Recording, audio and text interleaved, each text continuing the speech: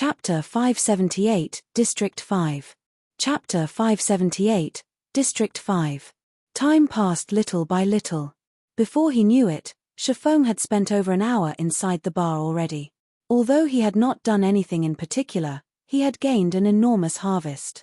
The bar was somewhere players often conversed and exchanged information with each other, so collecting information was effortless, particularly information regarding District 5. After going through the information he had, Shifeng finally understood what kind of place District 5 was. He could not help but admit that it was similar to the real world. To put it simply, District 5 was a simple shelter that allowed players to stay at a close distance to high-leveled monsters, removing the need to waste large amounts of time on travel. As there were no teleportation arrays here, players had to rely on their own 2 feet to get anywhere. Due to the large number of ferocious monsters in the area, players would generally form parties when venturing into the fields, not daring to go solo. Any player capable of moving solo in the fields was an expert among experts. These solo players were known as mavericks, and they were the definition of strength. Hence, they were admired by many players. Besides that, shelters also served as a defensive measure against monster assaults because the nights in this place was extremely terrifying. How terrifying were they? At nighttime, monsters would group up and actively assault players. Even a 100-man team would not survive without the protection of the shelter. Moreover, even if players were inside the shelter, they still needed to face the tsunami of monsters. Hence, the players here had no choice but to work together to fend off these monsters. If the shelter were compromised, then the activity range of players would be similarly affected. They would have no choice but to move their base of operations to a lower-level region. In the future, if they wished to grind high-level monsters, they would have to waste a lot of time traveling from a low-level region to a high-level region. Meanwhile, the nights here were longer than days. Out of the 48 hours in each day, 30 hours consisted of nighttime with only 18 hours of daytime. The time available for players to level up and improve themselves was much more limited. This situation further emphasized the importance of shelters. After all, if players were to waste 8 to 9 hours on travel every day, how were they supposed to level up? Nevertheless, it was this dire situation that allowed the players here to have very high levels. District 5 was one of the shelters located in a high-level region. The players here did not have to waste a large amount of time on travel to encounter high-level monsters, go to high-level dungeons, or take on high-level quests. As the players here had to face the assault of a monster army every night, not only could they gain a considerable amount of EXP from killing these monsters, but they could also take the opportunity to complete high-level quests, obtaining significant sums of money and equipment. Meanwhile, the most precious resource for a shelter was the soul crystal. This item could be used to strengthen the magic array enveloping the shelter, significantly weakening the monsters within the magic array's range and giving players an easier time pushing back the monster armies. If players donated soul crystals to the shelter, they could receive large amounts of contribution shares in return. Contribution shares were equivalent to money in shelters, and players could use these points to purchase some specific items to strengthen themselves. For example, the Tier 1 curse that Iron Wrist's party wielded was one of the good items acquired using contribution shares. Hence, the players here had a great desire for soul crystals. Only, this item was truly useless to Shifeng. He would not be living in this place. He was only going to stay here as a guest until he completed his quest. Although the soul crystals are useless to me, it won't be a bad idea to exchange them for some gemstones. Shifeng suddenly thought of a good idea to make money as he looked at the 3 soul crystals inside his bag. Compared to the outside world, gemstones were much more easily obtained in this place. During the monster attacks at night, there was no lack of chieftain and lord-ranked monsters. Chieftains had a high chance of dropping Tier 1 gemstones, while lords might even drop Tier 2 gemstones. Hence, the supply of gemstones here was much higher. In the outside world, players very rarely had the chance to inlay gemstones into their equipment. In here, however, it was very normal for players to have all the equipment on their bodies inlaid with gemstones. As a result, the basic attributes of the players here were much higher than those of players in the outside world. Meanwhile, the prices of gemstones here were also much cheaper. Outside, each Tier 1 gemstone sold for 10 silver, whereas Tier 2 gemstones sold for 90 silver to 1 gold per piece. In here, however, 5 silver could buy a Tier 1 gemstone, whereas Tier 2 gemstones only cost around 40 silver. As for soul crystals, each piece could sell for up to 40 gold. Even then, players would still fight to buy it. The drop rate of soul crystals was abysmally low, and only chieftains that were level 40 or above had a slightly higher drop rate.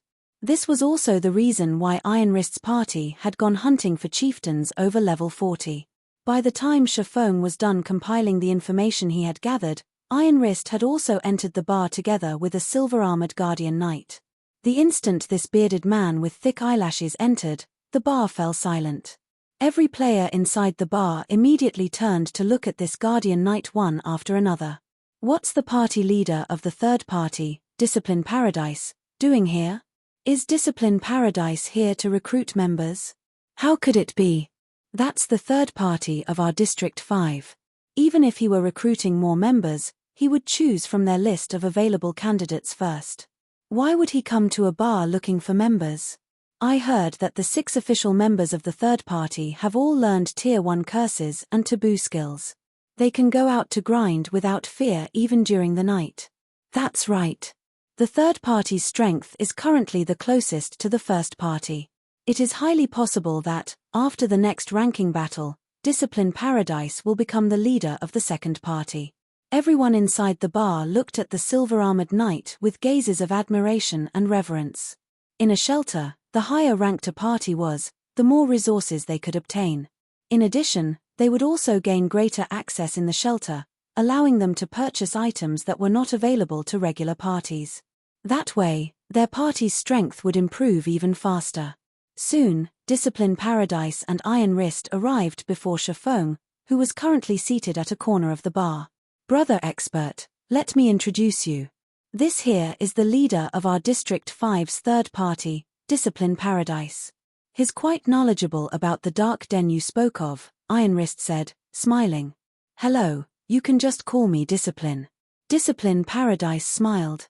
Although Discipline Paradise was one of the powerhouses of District 5, he did not display any form of arrogance. On the contrary, he was a very kind and straightforward man. When the surrounding players saw Discipline Paradise, the leader of the third party, and Iron Wrist, the leader of the seventh party, actively greeting a swordsman that none of them had ever seen before, every one of them was stupefied. Who is that person? Why haven't I seen him before? Is he one of the top 10 party leaders of some other district? I don't think he's just limited to being in the top 10, right? Didn't you hear Iron Wrist calling that person an expert? That person might even be one of the top 3 party leaders of some other district. Otherwise, why would Discipline Paradise personally come over to meet him? Everyone began guessing at Shafong's identity one after another. However, Discipline Paradise's next words instantly shocked everyone inside the bar. Brother Yifeng, would you be willing to join our District 5's Crusading Army? Chapter 579, Crusading Army. Chapter 579, Crusading Army. Join the Crusading Army? Shafong began pondering silently. He did indeed want to go and take a look at Gloomy Valley, with his goal for going there being the Chapter of Darkness. After all, there might be some sort of connection between the chapter and the Bible of Darkness. However, he had intended to go there by himself. There was only a single Chapter of Darkness. With so many people wanting to obtain it, how was he supposed to get it if he went with a group? It was also unlikely that everyone would give him the Chapter of Darkness. Hence, the only way for him to obtain it was to move alone. That way, he would not have to share the chapter with others. Based on the information he had gathered earlier, there was no need to defeat the Great Lord Noya to get the Chapter of Darkness. The Great Lord was simply guarding the Chapter of Darkness. Hence, Shafong could just steal the chapter. There was no real need for him to conquer the Great Lord. The difficulty of obtaining the Chapter of Darkness this way was undeniably much lower. Moreover, he had already succeeded in carrying out similar feats in the past. Previously, he had stolen an imperial heirloom from the Anubise's gatekeeper, a Great Lord-ranked monster. Afterward, he had also snatched the God Crystal from a Tier 4 mythic creature, the Orc King Tresic. The first theft was difficult, but the subsequent one was easy. Currently, he had much more confidence in stealing an item from a great lord. That's right, join the crusading army. To be precise, I am asking you to join our third party, Discipline Paradise said, his eyes filled with sincerity. Hearing Discipline Paradise's words, all the players inside the bar could not help but turn to look at Shifeng, envious expressions appearing on their faces. The crusade this time was not something just anyone could participate in. As it was a crusade against Gloomy Valley, the number of players they could bring was limited. Naturally, they would only allow elites to participate in it.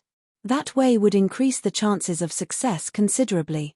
Meanwhile, in District 5, only the top 10 ranking parties received direct admission into the crusading army. Everyone else had to go through a test, and only the best could join the crusade. There were many players in District 5. Meanwhile, only a total of 100 slots were allotted to District 5 for the crusade. Among them, 60 were already assigned to the top 10 parties, so everyone else would have to fight for the remaining 40 slots. One could just imagine how intense the competition would be.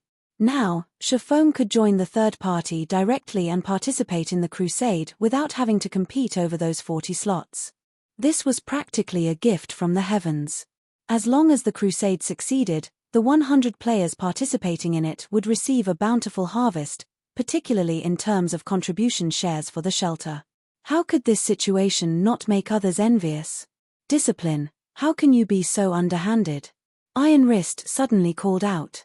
Even if Brother Yifeng is going to join the crusading army, he should be joining my seventh party, not your third party. I only invited you over to discuss matters relating to the Dark Den. When Iron Wrist had gone looking for Discipline Paradise earlier, he had told the Guardian Knight everything about his encounter with Shifeng. However, he had not expected Discipline Paradise to actually play such a card. No matter how one looked at it, Shifeng was a maverick with frightening strength. Although the crusading army this time had gathered the power of multiple districts, after the crusade succeeded, the number of contribution shares awarded would be based on each party's performance in the crusade. In other words, the party that was the most helpful during the raid of the Great Lord Noya would receive the most contribution shares once the Great Lord was defeated. Most importantly, the party that received the highest contribution shares had priority in choosing from the loot. If Iron Wrist could get a maverick like Shifeng to join the seventh party, his party's strength would no doubt soar. At that time, the number of contribution shares they could obtain was self-evident. Hence, he was doing everything he could to befriend Shifeng. This is not a first-come, first-served thing. Moreover, regarding this matter, I won't back off even if you're my friend, Discipline Paradise said in a righteous tone. Also, it will be of great help to Brother Yifeng if he joins my third party. Suddenly, Discipline Paradise and Iron Wrist began arguing with each other over Shifeng. What is this situation? Can someone tell me who that swordsman is? The scene of two District 5 big shots arguing over an unknown swordsman stunned the players drinking inside the bar. Great help! Shifeng could not help but ask, may I know what kind of help Brother Discipline is referring to? The Chapter of Darkness. Discipline Paradise sent a whisper to Shifeng. This item serves a huge purpose for shelters. However, it is also closely related to the Dark Den. From the information I gathered, the Chapter of Darkness is a key meant to open the Dark Den. Since Brother Yifeng wishes to go to the Dark Den, you will naturally have to obtain the Chapter of Darkness. However, the Chapter of Darkness is in the Great Lord Noya's hands. If one wishes to obtain it, they will have to either kill or steal the chapter from the Great Lord. Only, the latter option is practically impossible. The only feasible method to gain the chapter is to kill the Great Lord. As long as Brother Yifeng joins our party, we will definitely have a chance to become the top contributing party in the crusade. At that time, we can choose the Chapter of Darkness as our reward. I will then use the Chapter of Darkness to open the Dark Den for Brother Yifeng. What does Brother Yifeng think about this? So that's the case. Shifeng suddenly came to a realization. Nodding, he said, all right, then. I'll agree to your proposal. However, I wish to change the conditions a little. Change the conditions? Discipline Paradise asked, slightly worried. What conditions? You can't be wanting the Chapter of Darkness itself, right? The Chapter of Darkness had only two functions: empowering the magic array of a shelter and opening the dark den. To a maverick, the first function was obviously useless. This was also the reason why Discipline Paradise had come looking to cooperate with Shifeng. Rest assured, I don't want the Chapter of Darkness. Only, if I manage to obtain the Chapter of Darkness by myself, what will you use to exchange for it? Shifeng asked secretly. Obtain the Chapter of Darkness by yourself? How can that be possible? Discipline Paradise asked, stunned. I am only saying if, Shifeng laughed. If you manage to get the Chapter of Darkness by yourself, I will definitely provide you with sufficient remuneration, taboo skills, curses, top-tier equipment, whatever, as long as you are willing to exchange it. Discipline Paradise did not know what was going through Shifeng's mind, but if he could obtain the Chapter of Darkness, it would be of great help to their party. Hence, he was willing to pay any price for it. Shifeng was slightly stunned after hearing Discipline Paradise's words. Exchanged taboo skills can be traded? Shifeng asked softly. Discipline Paradise nodded. Of course. Only, the price required to do so is somewhat high. However, for the Chapter of Darkness, I am willing to pay 6 Tier 1 taboo skills. 6. Shifeng shook his head. If I obtain the Chapter of Darkness, I want to exchange it for a Tier 1 taboo skill for every class, as well as the activation of the Dark Den. Can you really do it? Discipline Paradise asked in surprise. A Tier 1 taboo skill for every class, this price was indeed frightening. Even for Discipline Paradise, this was a very steep price. The Chapter of Darkness was merely a dark gold item with a somewhat special function. In truth, it was worth only 7 or 8 pieces of dark gold equipment. Meanwhile, the value of a taboo skill was no less than a piece of dark gold equipment. Since there was a total of 12 major classes, that meant a total of 12 taboo skills equivalent to 12 pieces of dark gold equipment. Dark gold equipment was considered a luxury item for any party. If one had to give away 12 pieces all of a sudden, any party would feel a sting in their hearts. However, compared to this painful price, what Discipline Paradise was most concerned about was whether or not Shifeng could obtain the Chapter of Darkness. Chapter 580 Abyssal Upgrade. Chapter 580 Abyssal Upgrade. In response to Discipline Paradise's question, Shifeng only smiled while remaining silent. Receiving such a reply from Shifeng, Discipline Paradise didn't get angry. His eyes glowed with excitement, instead, his trust in Shifeng growing even stronger.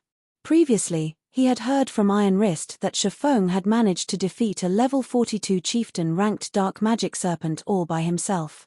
This was definitely a feat that no ordinary person was capable of.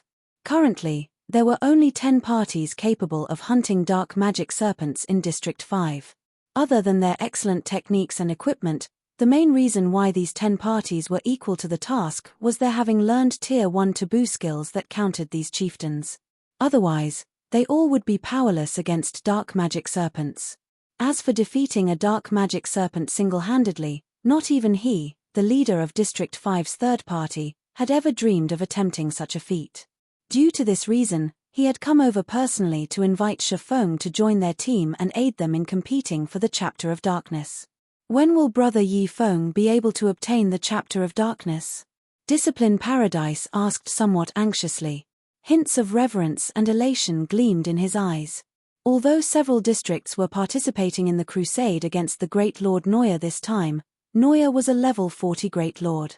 Even if everyone combined their power, victory over the Great Lord was still a long shot. They had made ample preparations, yet their current predicted success rate was below 10%. The odds for stealing the Chapter of Darkness weren't worth mentioning. It was not easy for a party to survive in a shelter. Besides constantly competing over the party rankings inside a shelter, parties also needed to defend the shelter every day lest the shelter fall into ruin and all their efforts come to naught. Now that an expert like Shifeng had shown up, the third party would have a much better chance at obtaining the Chapter of Darkness.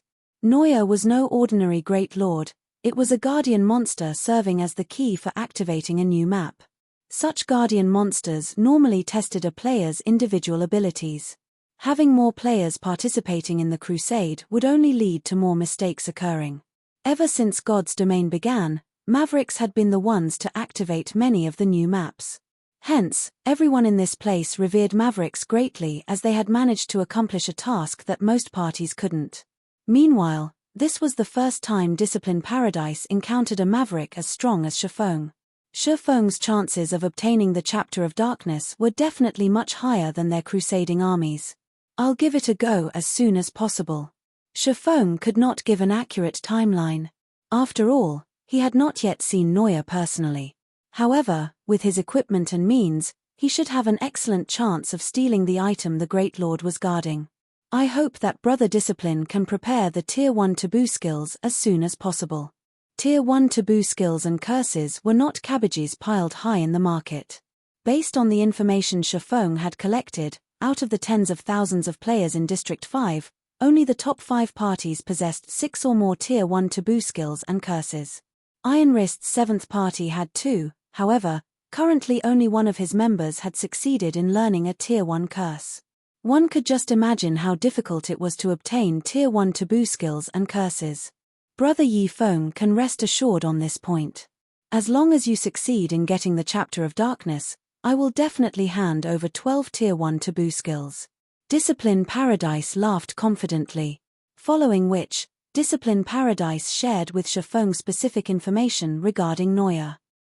Unfortunately, Shifeng and Discipline Paradise's conversation in a private chat dismayed Iron Wrist, who was seated beside the two. However, seeing how Discipline Paradise, the leader of the third party, was acting so respectfully with Shifeng, Iron Wrist also could not help but feel a little prideful.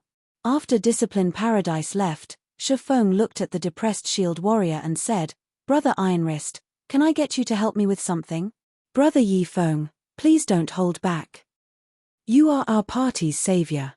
If you have anything you need help with, just tell me," Iron Wrist assured, clapping his chest. "Can you help me exchange these soul crystals for some level 30 fine gold ranked or above weapons?" Shifeng asked as he took out 3 grey crystals from his bag. "Heavens! You actually have so many soul crystals." Iron Wrist's eyes nearly fell out of their sockets when he saw the 3 soul crystals Shifeng produced. He finally realized why Shifeng seemed to care little about soul crystals before. In order to obtain just 1 soul crystal, their 7th party had spent several days hunting dark magic serpents. In the end, they had gotten 1 only by sheer luck. He had even shown off their party's harvest in front of Discipline Paradise. Yet, now, Shifeng just casually took out 3 soul crystals. Seeing that Iron Wrist was still silent after quite some time, Shifeng could not help but ask, "Has nobody managed to obtain level 30 fine gold weapons yet?"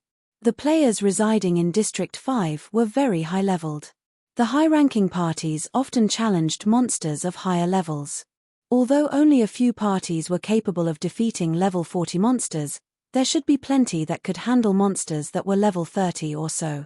Shifeng had also seen plenty of players selling level 30 bronze and mysterious iron equipment on the streets earlier. Moreover, they were selling the items very cheaply.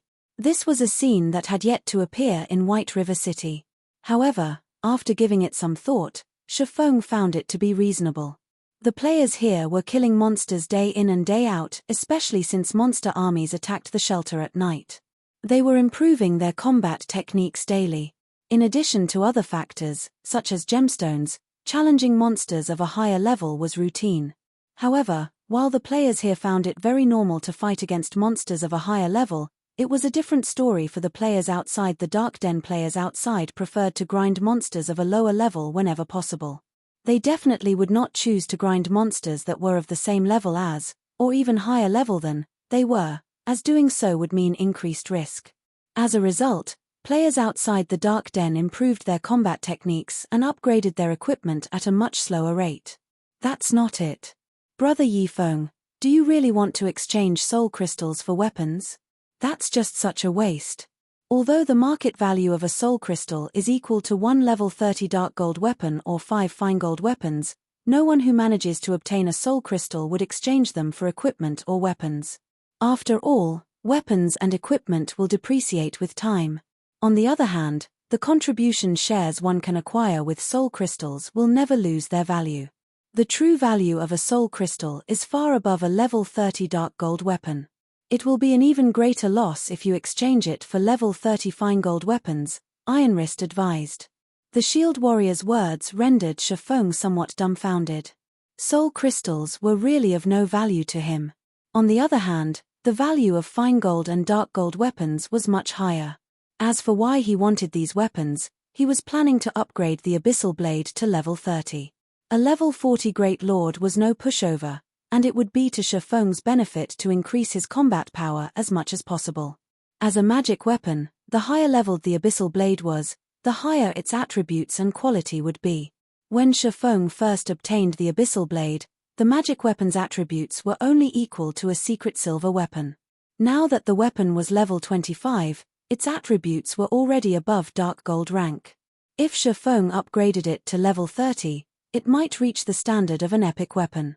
A level 30 epic weapon would definitely push his combat power up to a whole new level. At that time, he would have much more confidence in stealing the Chapter of Darkness.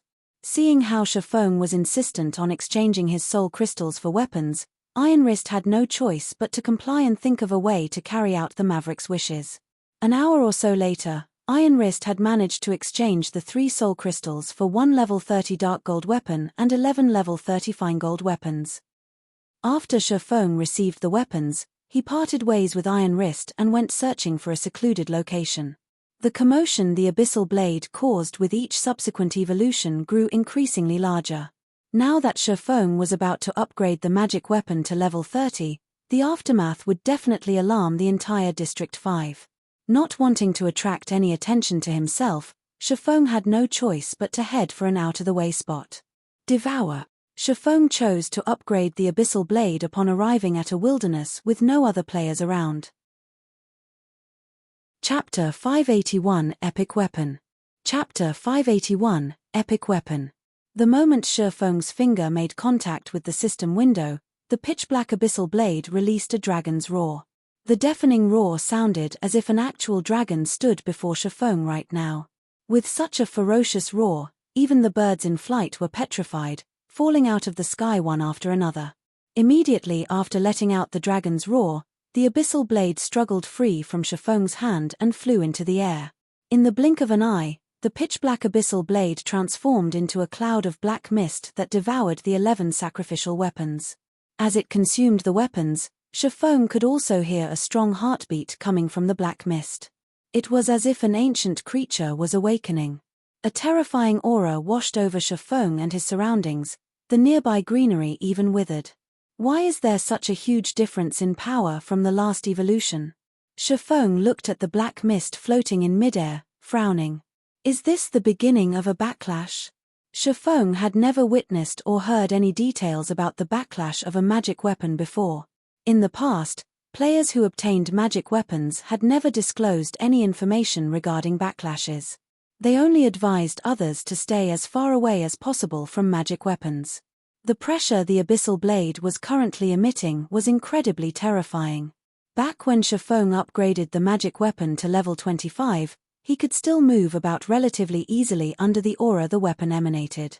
Now, however, even motion was a luxury. He could only stand still and watch quietly as all of this happened. After a while, the magnitude of the heartbeats gradually increased. The black mist in the sky also took the shape of a black heart.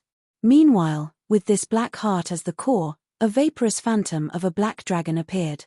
The black dragon silently looked down on Shifeng, a human-like playful expression contained within its blood-red eyes.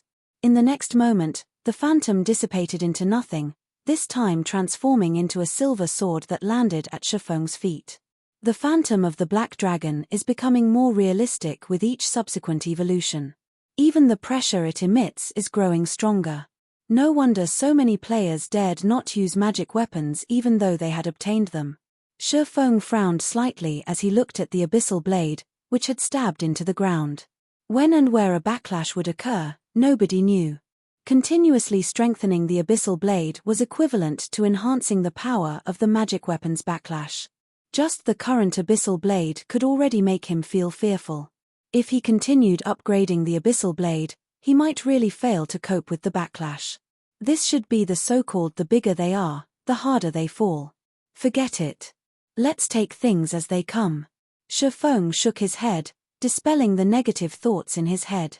He then pulled out the Abyssal Blade and took a look at its attributes. Abyssal Blade, one-handed sword, magic weapon. Attack power plus 633. All attributes plus 42. Attack speed plus 15.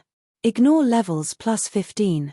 Attacks have 50% chance to cause 200% damage. 25% chance to cause 300% damage. Every attack increases attack speed by 2%, up to a maximum of 20%. If wielder belongs to any swordsman-related class, all skill levels plus 3. Increase free ability points received for every increase in level by 2 points. Equipment level 30. Can be upgraded. Devour 20 level 35 fine gold weapons and 3 level 35 dark gold weapons to upgrade to level 35. Can be evolved, unknown. Additional skill 1, Phantom Kill. Instantly creates a doppelganger. You can control this doppelganger. Doppelganger will have 70% of original body's attributes and all skills.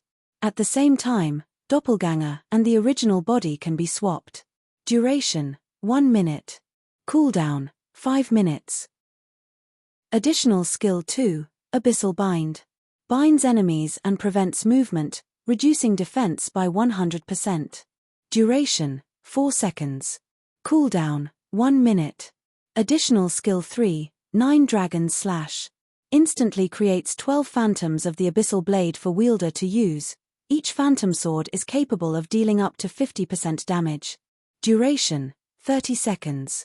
Cooldown, 5 minutes. Additional skill 4, Abyssal Curse.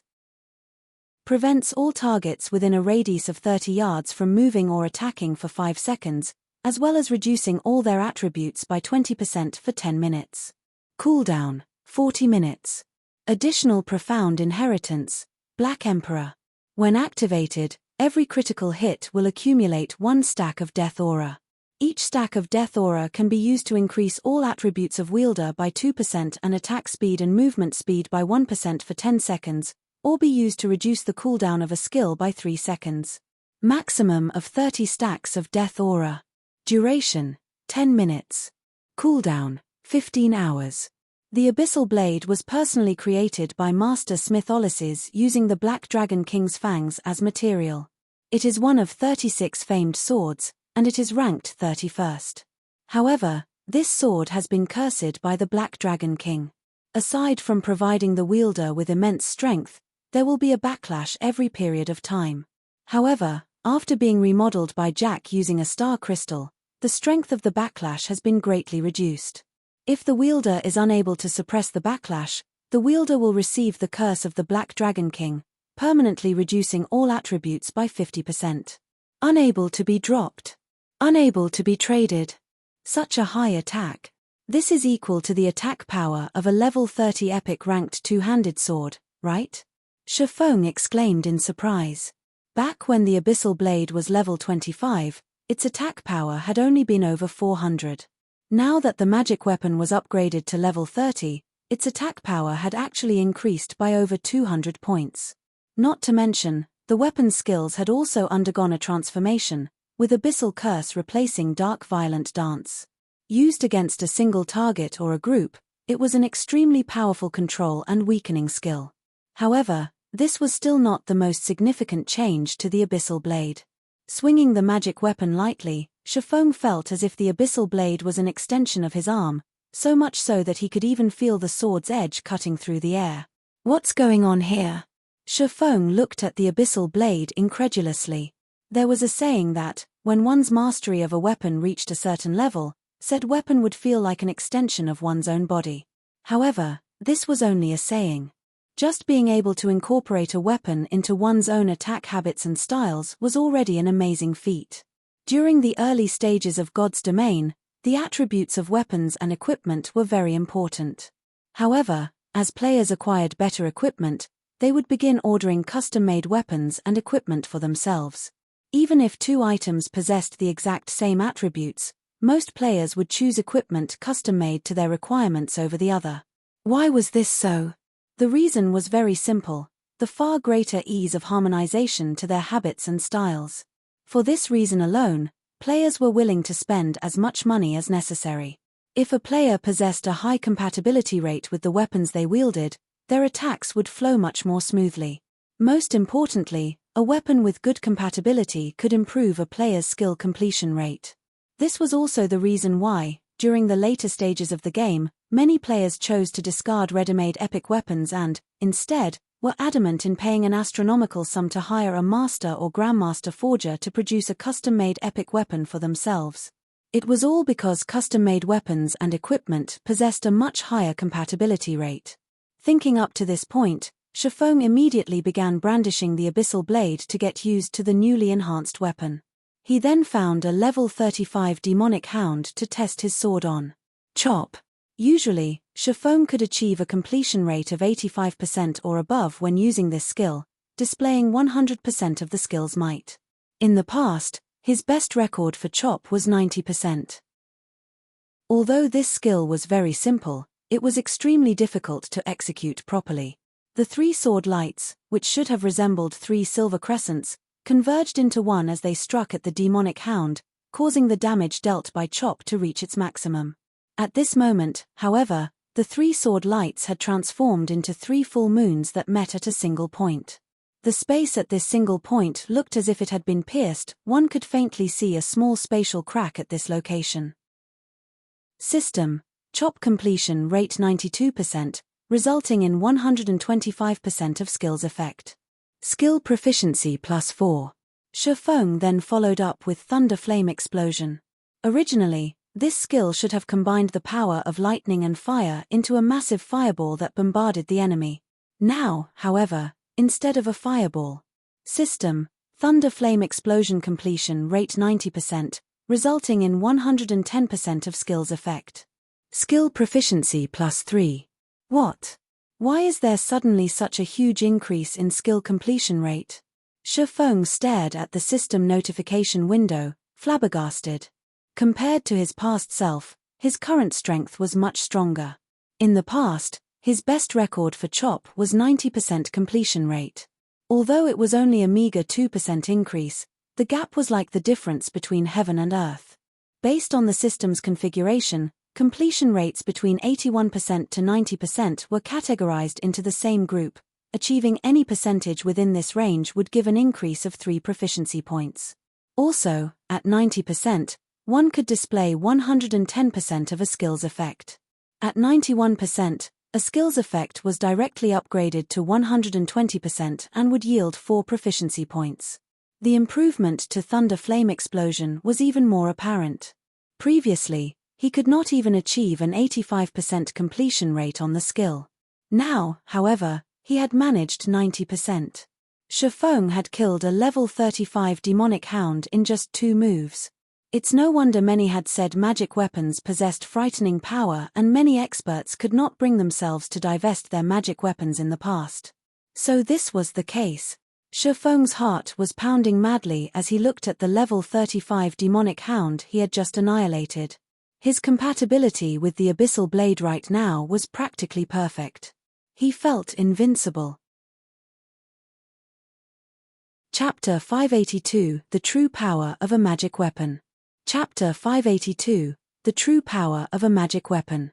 Shifeng killed over a dozen level 35 demonic hounds, testing his various skills. When used with the abyssal blade, he could manipulate every skill of his as if just playing with a toy. He could casually mold the skill to his liking, very easily his past records of skill completion rates. In God's domain, skill completion rates were an important indicator of a player's actual strength. In the past, in order to improve the completion rate of one skill by just 1%, many players had trained arduously for days, sometimes even weeks. Particularly, after reaching the 85% threshold, raising a skill's completion rate by 1% required a tremendous amount of effort. For some, even that wasn't enough. All the training in the world was useless. However, with the abyssal blade in hand, this ironclad law was instantly broken. When one wanted to improve their combat techniques, they first needed to learn how to control their own bodies. If one could not even control their form properly, they could never control the weapons in their hands. Shifeng's control over his body had long since reached a very high standard. Unfortunately, he had not reached a similar level with his control over his weapons. He could not reach a level where he could feel even a strand of hair fall onto his sword's edge. However, his compatibility with the abyssal blade now was practically perfect. It felt as if he had become one with the magic weapon, allowing his skill completion rate to reach new highs. At this moment, he surpassed all previous records with one of his basic skills, Chop, achieving a 95% completion rate. If a skill's completion rate reached 95%, the skill would display 135% of its effects. In other words, Shifeng's current Chop dealt an additional 35% damage compared to his previous 85% completion rate. The increase in combat power was obvious. After continuously using the newly improved abyssal blade for such a long time, Shifeng had grown addicted to the sensation he received from the magic weapon and the pleasure he felt from his strength gradually rising with every passing moment. His heart ached to remain in this state forever. After killing dozens of demonic hounds, Shifeng's hunger was unsated. He wanted to continue to utilize these demonic hounds to improve his completion rate. Unfortunately, time was of the essence. He needed to prioritize his quest for now. In the past, many of those who obtained magic weapons had told others not to involve themselves with these things as the magic weapon's power would devour them. So, it turns out that the power they had referred to was not a magic weapon's powerful attributes. Shifeng inwardly sighed as he looked at the abyssal blade in his hand. In the past, countless experts had trained arduously just so that they could increase their skill completion rate by just one more percentage. Some had even gone through all that effort for nothing. Yet, a magic weapon can achieve this feat easily. Moreover, as a magic weapon grows more powerful, this frightening compatibility rate will also intensify. This is the reason that players in the past had continued to upgrade their magic weapons, and as a result, drowned themselves in this sea of skill completion rates, unable to pull themselves from the allure of this power. Thus far, Shifeng had only trained for half an hour or so, and already, his stagnant skill completion rates had improved massively. Moreover, Shifeng could clearly feel that he had yet to reach his limit. Such power was truly terrifying. This was a temptation that no expert could distance themselves from. After all, there was not a single expert that did not wish to further refine their own techniques, particularly in this virtual world that was filled with various chance encounters. Even Shifeng, someone who had played God's Domain for over a decade, hungered to upgrade the abyssal blade once more, improving the magic weapon's compatibility rate again. This way, he might be able to refine his skill completion rate further. Achieving a 95% completion rate had already increased his combat power by 35%.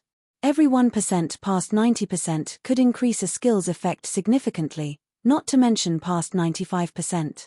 At that time, just how terrifying would his skills become? It might even be possible to double his combat power. The impact of raising his skill completion rates was far more valuable than learning a single taboo skill. After all, a taboo skill was only one attack. Although its might surpassed skills of the same tier, what would happen the taboo skill's duration? In the end, he would return to his prior strength. Meanwhile, a player normally incorporated a variety of basic skills into their attacks when engaged in battle. If every skill could achieve a 100% completion rate, one could easily wipe the floor with a player that had learned a taboo skill of the same tier. This was the true power of a magic weapon. Its main purpose lay not in increasing its wielder's attributes, but rather, its main function was to improve the fundamentals of a player's techniques. Not even fragmented legendary weapons could offer such a devastating benefit, much less epic weapons. In the past, every player that wielded a magic weapon was undoubtedly a top-tier expert. Some even stood at God's Domain's peak. Shifeng finally understood that their achievements were all due to the intense compatibility rates that magic weapons offered. Of course, this improvement method was more of a form of diabolism. After all, most of the apex experts of God's Domain had attained their strength step by step. They had first trained their physical control to the very limit. They then focused on their control over their weapons. Apex experts like these possessed unshakable foundations. Even if they switched to new weapons and equipment, their strength would not decrease significantly and would soon recover. However, it was a different story for magic weapon wielders. For those who had obtained a magic weapon at the very start of the game, if they suddenly lost their magic weapons, their strength would plummet. Someone who had initially been an apex expert might instantly become a nobody. Hence, in the past, none of the wielders were willing to part with their magic weapons. As a result, their magic weapons eventually devoured them, and they were forced to start all over again. However, this inspired an idea in Shifeng. If he wanted to nurture experts quickly, it would be best to start with searching for weapons with high compatibility rates. If a player possessed weapons or piece of equipment that was highly compatible, their strength would skyrocket. Currently, Zero Wing had extremely few top-tier experts, and the standard of the guild's elite members was still relatively low. Meanwhile, dungeons required very high levels of personal strength. Zero Wing's advantage of raiding speed was only due to the equipment its team wore. In truth, they were far weaker than those teams that relied on personal combat techniques. The dungeon's final boss was particularly challenging for Zero Wing. There was practically no way to improve the equipment of Zero Wing's core members any further at the moment. If they wished to increase their combat power, they could only do so through skill completion rates. Unfortunately, until now, Zero Wing's members had only focused on finding ways to obtain better weapons and equipment to increase their attributes. They had mostly neglected to improve their skill completion rates. Currently, even Fire Dance, the most powerful melee fighter on Zero Wing's core team, could only achieve a maximum skill completion rate of 80%. She was still a great distance away from reaching 85%. If he could improve Fire Dance and the others' compatibility rates with their weapons, the combat power of Zero Wing's core team would improve by leaps and bounds. Compatibility rate? Shifeng pondered aloud. In fact, he did have a method that could improve one's compatibility rate. He could recruit a Master Forger into the guild. Although Master Forgers could not produce a weapon with a 100% compatibility rate with a player, if Zero Wing had a Master Forger, said Forger could, more or less, produce tailor-made weapons and equipment with slightly higher compatibility rates for some of the guild's members. This would help the guild's experts massively. Only, nurturing a Master Forger was easier said than done. Shifeng no longer wasted time as he sheathed the abyssal blade and made his way to Gloomy Valley. Grey mist shrouded Gloomy Valley all year round, limiting players' vision as they explored the area. Moreover, Shifeng could feel the grey mist suppressing all 5 of his senses while he wandered the valley. It was as if he stood deep within the blood mist of the Demonkin army's killing intent. Only, the suppression effects were much weaker here. The majority of the monsters inside Gloomy Valley were level 40 or above elite rank. There were also plenty of level 40 or above special elites roaming around.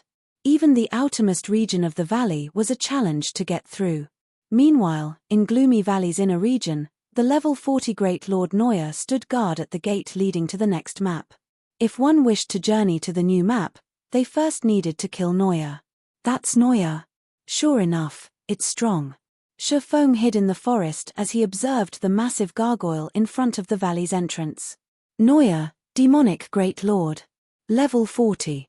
HP 10 000 000 10 000 Chapter 583 Suppressing a Great Lord. Chapter 583 Suppressing a Great Lord. To current players, a level 40 Demonic Great Lord was a nightmare.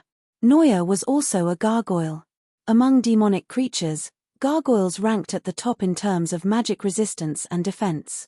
Worse, gargoyles possessed a massive pair of wings that enabled them to soar through the sky. If players encountered one, they would not even have the chance to escape. Gargoyles could also attack from the sky, leaving melee players at a great disadvantage. Only ranged classes posed any threat to gargoyles. A black slate tablet was embedded into the towering gate that Great Lord Noya protected. A faint grey barrier also prevented anyone from reaching the gate. Meanwhile, demonic power filled that black slate tablet, It was none other than the Chapter of Darkness that Shifeng was trying to obtain. It was also the core energy source for the barrier protecting the stone gate. If one wanted to obtain the Chapter of Darkness, not only were they required to defend themselves against the gargoyles' attacks, but they also had to break the barrier. It was practically impossible for anyone to obtain the Chapter of Darkness without killing the Great Lord Noya. Only after defeating the gargoyle could one attempt to break the grey barrier. As Shifeng approached the gate stealthily, he could faintly hear noise from nearby, and he turned to look for the source. Why are players here at such a time? Shifeng was surprised. A short distance from the massive stone gate, a team of 100 players with levels ranging from 28 to 29 slowly approached, seemingly intending to raid the Great Lord. The sky grew darker by the minute, and it wouldn't be long before night arrived. To players, this was an extremely unfavorable situation. Ordinary players would normally hurry back to their respective shelters at this time of day. Are they planning to raid Noya now? Shifeng could not help his shock. At this moment, this team of 100 players had already spread out and moved into formation. It was obvious that they intended to raid Noya. Only, a level 40 field Great Lord was not an easy opponent. Even a 500-strong team would face one ending, death. Otherwise, District 5 would not have joined hands with several other districts in an attempt to raid Noya. Meanwhile, the crusading army, which several shelters had organized, consisted of 1,000 players. Of course, this did not mean that all 1,000 players would enter the battle simultaneously. Instead, they planned to use a rotational tactic, taking turns to wear out the Great Lord. Field bosses would grow stronger depending on the number of players within their area of influence. For a Great Lord like Noya, when that number exceeded 100, its HP, defense, and attack power would increase significantly. Hence, when fighting a field Great Lord, it was ideal to send a team of 100 players or have several teams of 100 players rotate in and out of battle. This was also the method that guilds favored when dealing with field bosses. Watching the 100 players stand before Noya, one could easily tell that they were not ordinary players based on their levels. In District 5, level 28 or 29 players stood at the peak of the shelter, yet, there were actually 100 such players here right now. However, against a level 40 Great Lord, this team was still far from enough. Go! As the leading elementalist shouted, the 12 elementalists that had surrounded the gargoyle promptly unfurled the magic scrolls in their hands and began chanting. These 12 magic scrolls seemed to be of one body as they formed a complex 12-star magic array.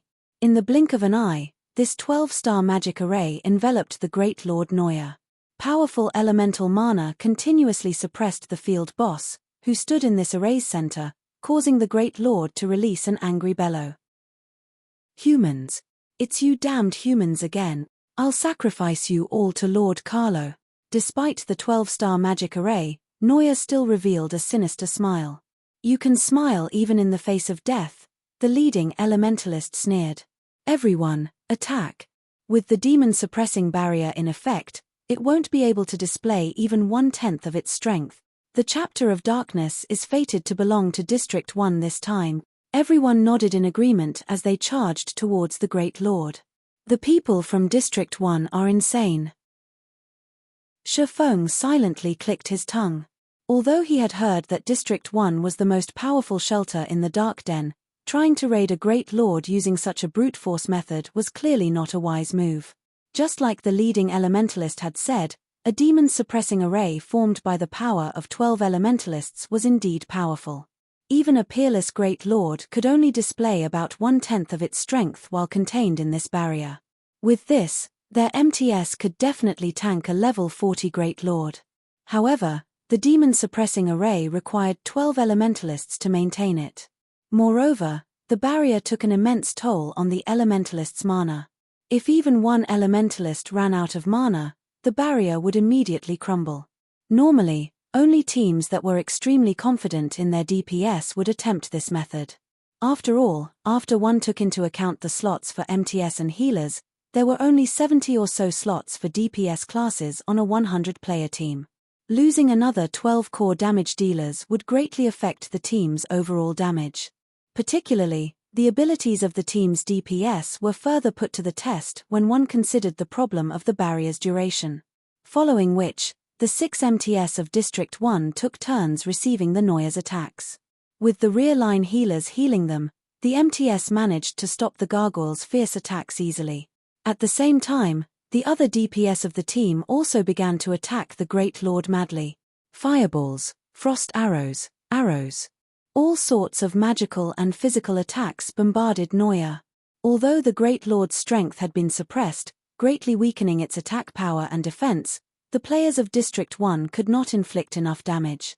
The highest damage they dealt did not even exceed -1000. Damn!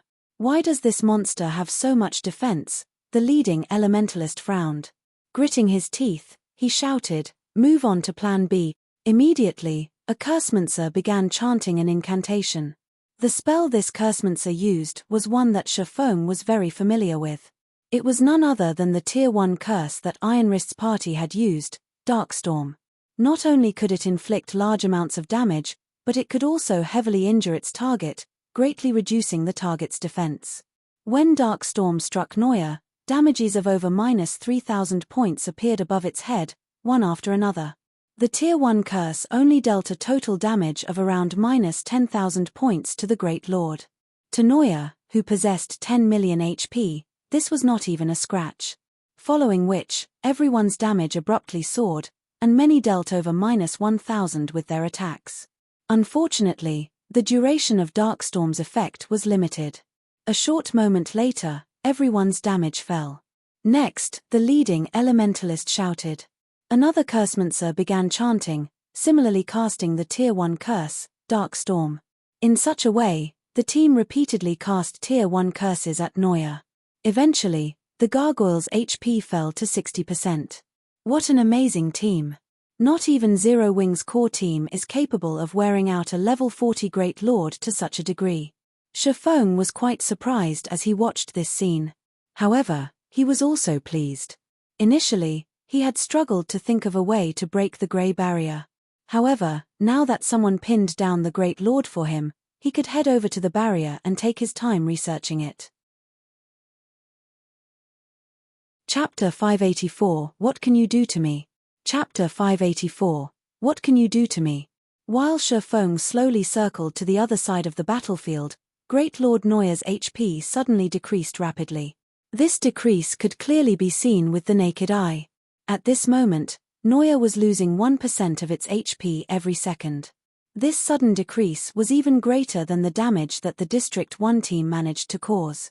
Is it nighttime already? The leading elementalist lifted his head to look up at the gloomy sky. The moon had already emerged. As moonlight touched on the Great Lord, Neuer began to change. Its originally massive 3-story-tall body began to shrink rapidly, and its maximum HP fell from its original 10 million to 6 million.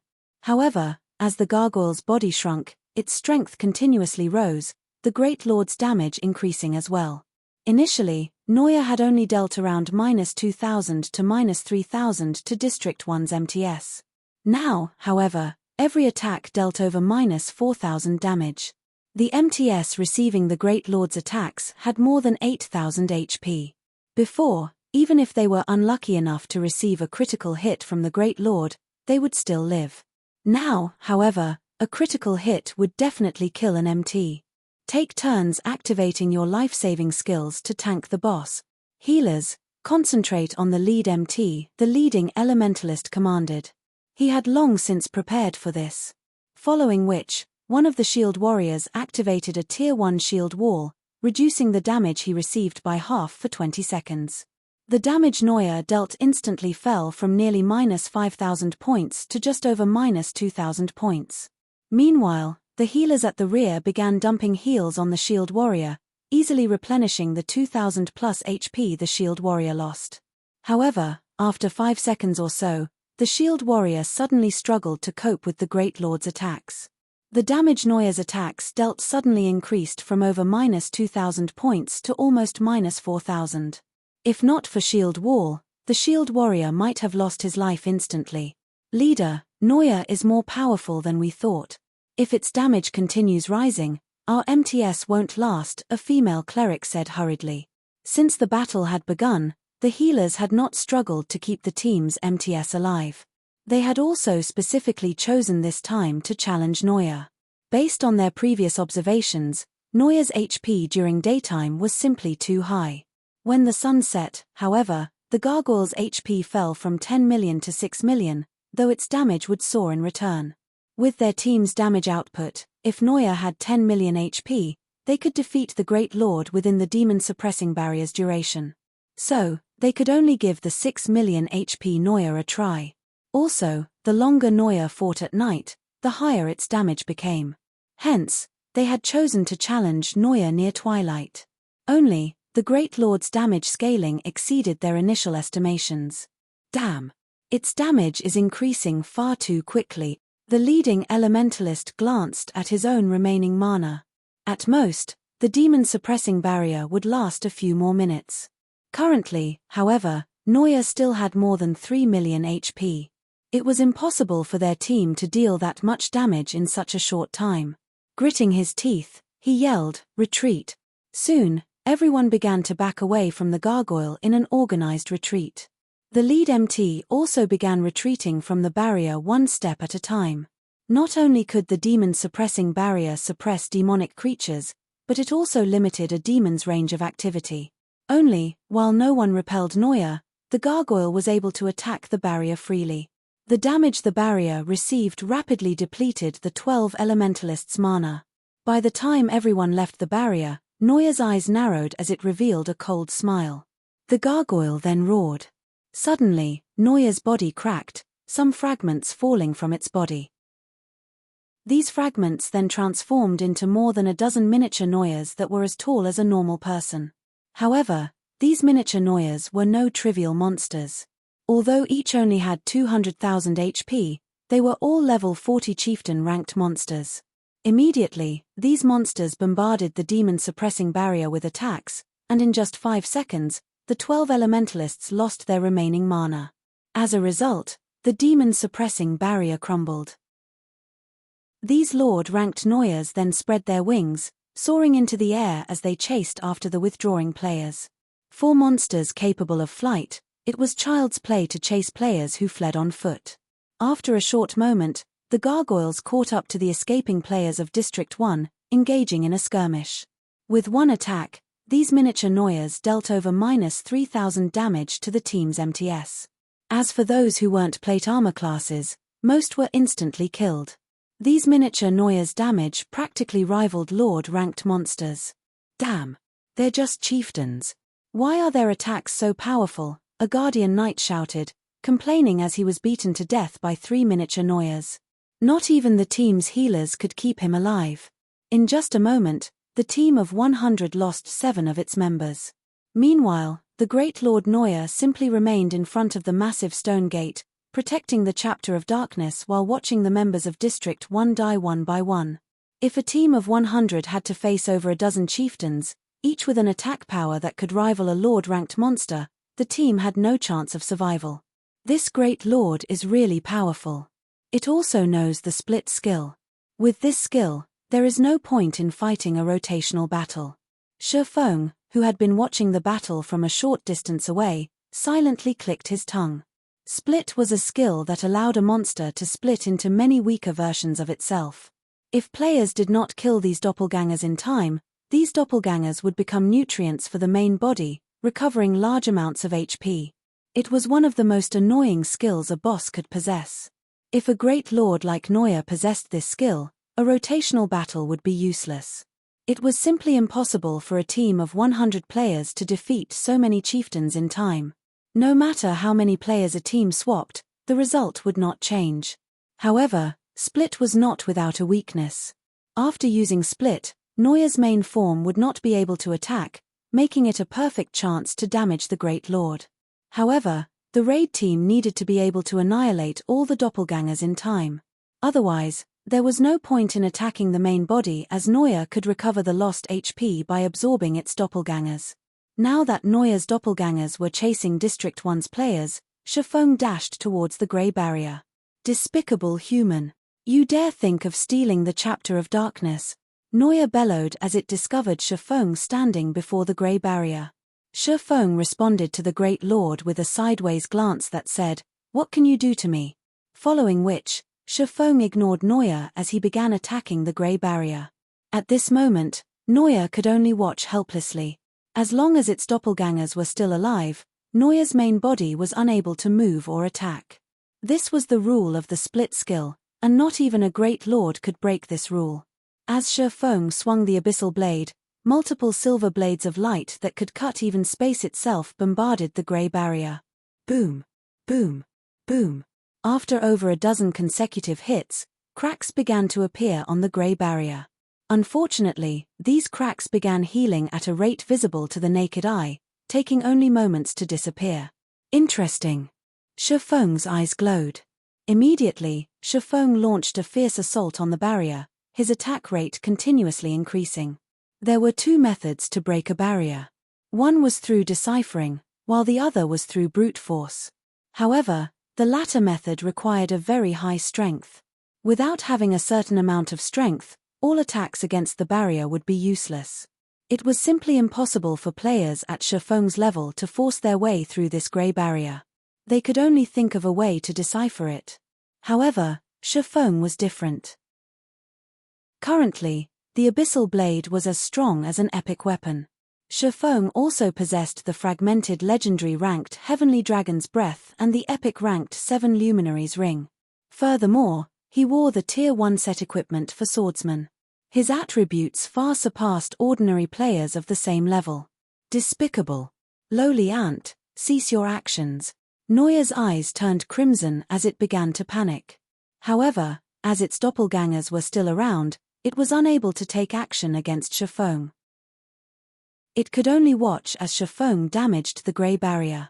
Despite the Chapter of Darkness supplying an endless stream of power, the barrier's self-repair speed could not keep up with Shifeng's damage.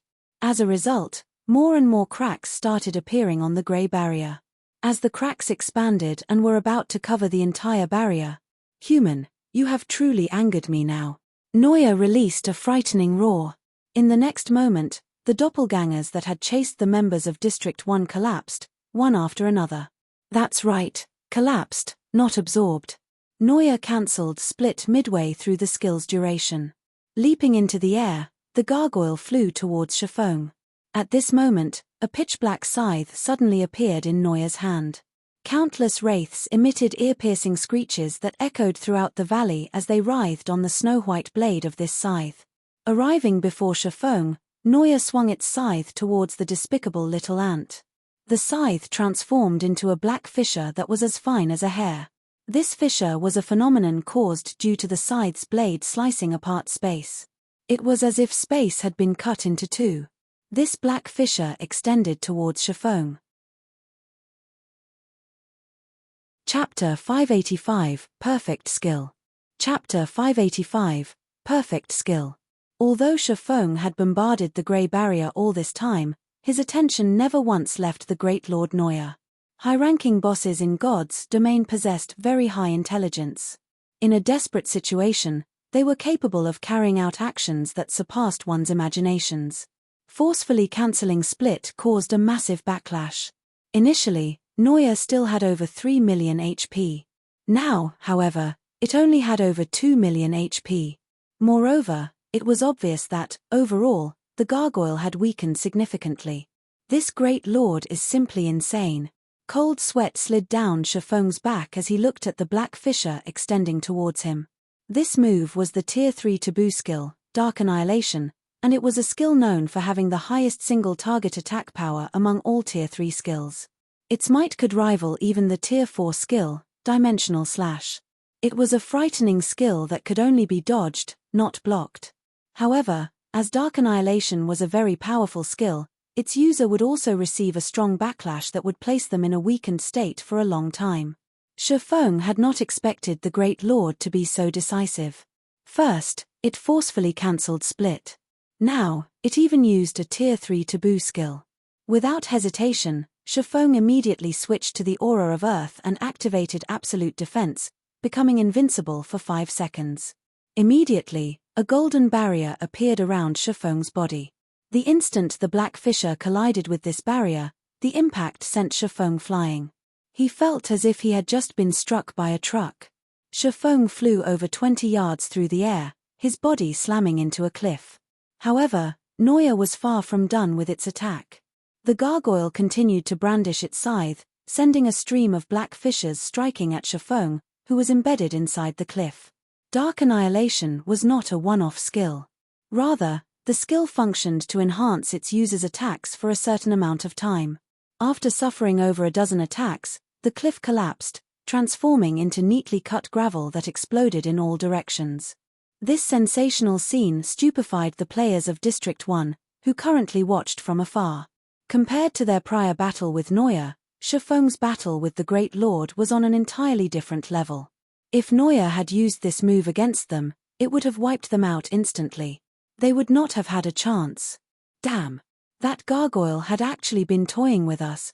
The leading elementalist tightly gripped his staff, feeling humiliated. Leader, this is weird. Why is Noya attacking a cliff instead of us? What's going on here? A level 29 shield warrior asked curiously. Has Noya gone insane? That's not it. I've already used Eagle Eyes to take a look. Noya is currently attacking a swordsman player, a ranger explained. This swordsman sure is dumb. He actually tried to steal the chapter of darkness while we fought Noya. Does he really think the gargoyle will let him steal the chapter so easily? If it were that simple, we would have done it long ago. Many players on the team began ridiculing Shifeng's foolish actions. Alright, that's enough. Let's hurry and retreat. If Noya comes after us again, we will truly be finished, the leading elementalist said. Everyone nodded silently before escaping the valley.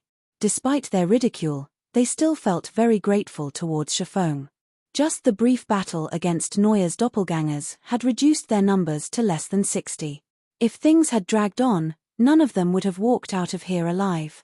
As everyone turned to leave, the ranger who had previously used Eagle Eyes suddenly exclaimed, "Team leader Blue Frost, that swordsman is still alive."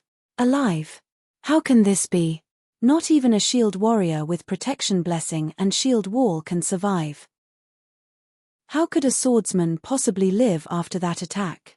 The leading elementalist named Blue Frost could not bring himself to believe the ranger's words. It's true. If you don't believe me, you can ask the other rangers as well, the ranger replied, his shock clearly written all over his face. Curious, the other rangers also activated Eagle Eyes and looked towards the cliff. Immediately, they all found themselves tongue-tied. When Blue Frost saw the shocked expressions on the other rangers' faces, he had no choice but to believe it to be true. Who is that? Blue Frost could not help but ask. Against such an attack, their team of 100 could only embrace their deaths. It was simply impossible for them to block it. Yet, this mysterious swordsman had survived against that frightening power. In Blue Frost's memory, a person with such capabilities did not exist. Even those mavericks he knew of were incapable of doing so. At this moment, Shifeng slowly stepped away from the broken cliff, his HP holding steady at 100%. Such frightening power. Shifeng stretched, the bones all over his body cracking and popping. After receiving over a dozen Dark Annihilation attacks, he felt as if his entire body was about to fall apart. If not for the invincible effect of absolute defense, he would be a dead man by now. In God's domain, attack and defense skills were not absolute. In front of absolute power, even invulnerability was useless. Fortunately, absolute defense was not a skill that current bosses could overcome. If he had chosen to use parry or defensive blade, he would most likely be dead. Seeing Shifeng still alive, Noya's anger burned even brighter. Ignoring its weakened body, the Great Lord swung its scythe towards Shifeng, adamant in reaping the swordsman's life. You're still not giving up. Do you really think that I won't fight you? Shifeng frowned. Immediately, he activated Heavenly Dragon's power and Blade Liberation, jumping up to meet the gargoyle in battle. Even if the Great Lord were in peak condition, Shifeng would still be confident of putting up a good fight. Heavenly Dragon's power increased Shifeng's strength attribute by 100% and defense and HP by 300%. Immediately, Shifeng's HP broke past 30,000, his defense climbed to more than double that of an MT of the same level. As for blade liberation, when the skill was used on the level 30 abyssal blade, Shifeng's strength increased by 90%. His agility also increased by 90%. Although Shifeng's body had not changed, the power within him right now resembled that of an ancient beast. The abyssal blade transformed into a streak of light as it struck the black scythe in Neuer's hands. Boom! An explosion shook the air. Shifeng's attack grounded the level 40 Great Lord, forcing the gargoyle to retreat by 2 steps as it landed on the ground. The ground shattered with each step. In contrast, Shifeng managed to land effortlessly. Turning his feet slightly, he dashed towards the Great Lord. After activating Heavenly Dragon's power and blade liberation, Shifeng's mind experienced serenity and clarity like never before. As he arrived before Neuer, he activated Purgatory's power, increasing both his attack speed and damage once more. His arm that held onto the abyssal blade then reflexively used Chop. 3 full silver moons struck Neuer's body from 3 different directions. The abyssal blade instantly pierced Neuer's skin, which was harder than steel. The Great Lord released an anguished cry as the force of the attack threw it backward, frightening damages appearing above his head, one after another. -5,540, -8,346, -16,650. The final strike of Chop was even a critical hit. In total, Chop devoured more than 30,000 HP from Neuer. System: Chop completion rate 98%, resulting in 160% of skill's effect. Skill proficiency +4. Shifeng broke his previous record. Neuer raged. It tried to counterattack, but unfortunately for the Great Lord, Shifeng had long since sensed its intentions. Shifting his body slightly, he easily dodged the gargoyle's claw. He then leaped into the air, tightening his grip on the abyssal blade. In the next moment, countless arcs of lightning and scorching flames emerged from the abyssal blade, which then transformed into a meteor that plummeted towards the Great Lord's head. Every movement had been fluid and natural. Shifeng felt as if he had gathered all his strength to a single point, the tip of his sword. The instant he swung the abyssal blade, he felt incomparable satisfaction. Although Neuer tried to defend with its scythe, the spatial suppression of thunder flame explosion caused the Great Lord's movements to turn sluggish. Neuer could not keep up with the abyssal blade's descending speed at all. Boom! Fire and lightning consumed Neuer. -36,154. System: Thunder flame explosion completion rate 100%, resulting in 220% of skill's effect. Skill proficiency +4. Is he human? The District 1 players who watched from afar were stupefied, shock filling their hearts. A player was actually capable of overwhelming a level 40 Great Lord all by himself. If others heard of this, nobody would believe such a tale. Yet, that was exactly the situation they had just witnessed. Chapter 586, Creating a Legend. Chapter 586, Creating a Legend. Leader: who is that? The vice leader of the team, a beautiful level 29 female cleric named Evening Lotus, could not help but ask as she looked to Blue Frost. Blue Frost was the #1 player in District 1. Not only were his combat techniques excellent, but he also possessed plenty of contacts. He knew a lot of experts and even a few rarely seen mavericks. Moreover, he had been a beta tester of God's Domain before the game had launched. Out of all of the players of the available shelters, nobody was more familiar with God's Domain than Blue Frost. I wish to know that as well, Blue Frost replied, smiling bitterly as he shook his head. None of the experts I know of are capable of reaching such a standard. Just a single attack from Shifeng had managed to cause over -30,000 damage to Neuer. Shifeng's damage could already rival the damage of their entire 100-man team. The difference between them was inconceivable. Blue Frost recognized himself as one of the players standing at the top of God's Domain. However, after experiencing Shifeng's power, he finally realized that there would always be a sky above the clouds. It would be great if we can befriend him. Such an expert will definitely be one of God's Domain's leading figures in the future. If we can become friends with him, it could massively help our District 1's shelter, Evening Lotus stated. Indeed. If we can recruit such an expert into our shelter, we will become one of the strongest shelters out there. Blue Frost nodded in agreement. Their District 1 was only considered the top shelter in this region. However, that was not the case when they included other regions. Currently, players could only travel to their desired destinations using their own 2 feet. Their range of activities could not extend past a single region. Hence, for now, exchanges between different regions were very inconvenient. However, that story would change once other forms of transportation appeared. When movement between regions became more convenient, more competition would certainly greet them. Naturally, their District 1 would no longer be the strongest shelter. If they had an expert like Shifeng supporting them when such a time arrived, the position of their shelter could rise significantly. Leader, what are we going to do now? Leave? Or, Evening Lotus asked. Currently, Shifeng still fought an intense battle against Noya. If they joined the battlefield now, it would look like they were trying to take advantage of the situation. If that happened, rather than finding friendship with Shifeng, they would become enemies instead. Isn't it obvious? We wait, Blue Frost said very definitively. Wouldn't it be a pity if we lost the chance to befriend such an impressive expert? We have the perfect opportunity to do so right now. Although he is very powerful, he must have used some sort of berserk skill to achieve such strength. Such skills won't have a long duration. Sooner or later, he will have to escape. At that time, if we lend him a helping hand, won't it be easy to get acquainted with him? Evening Lotus nodded in agreement after hearing these words. Mavericks were very arrogant.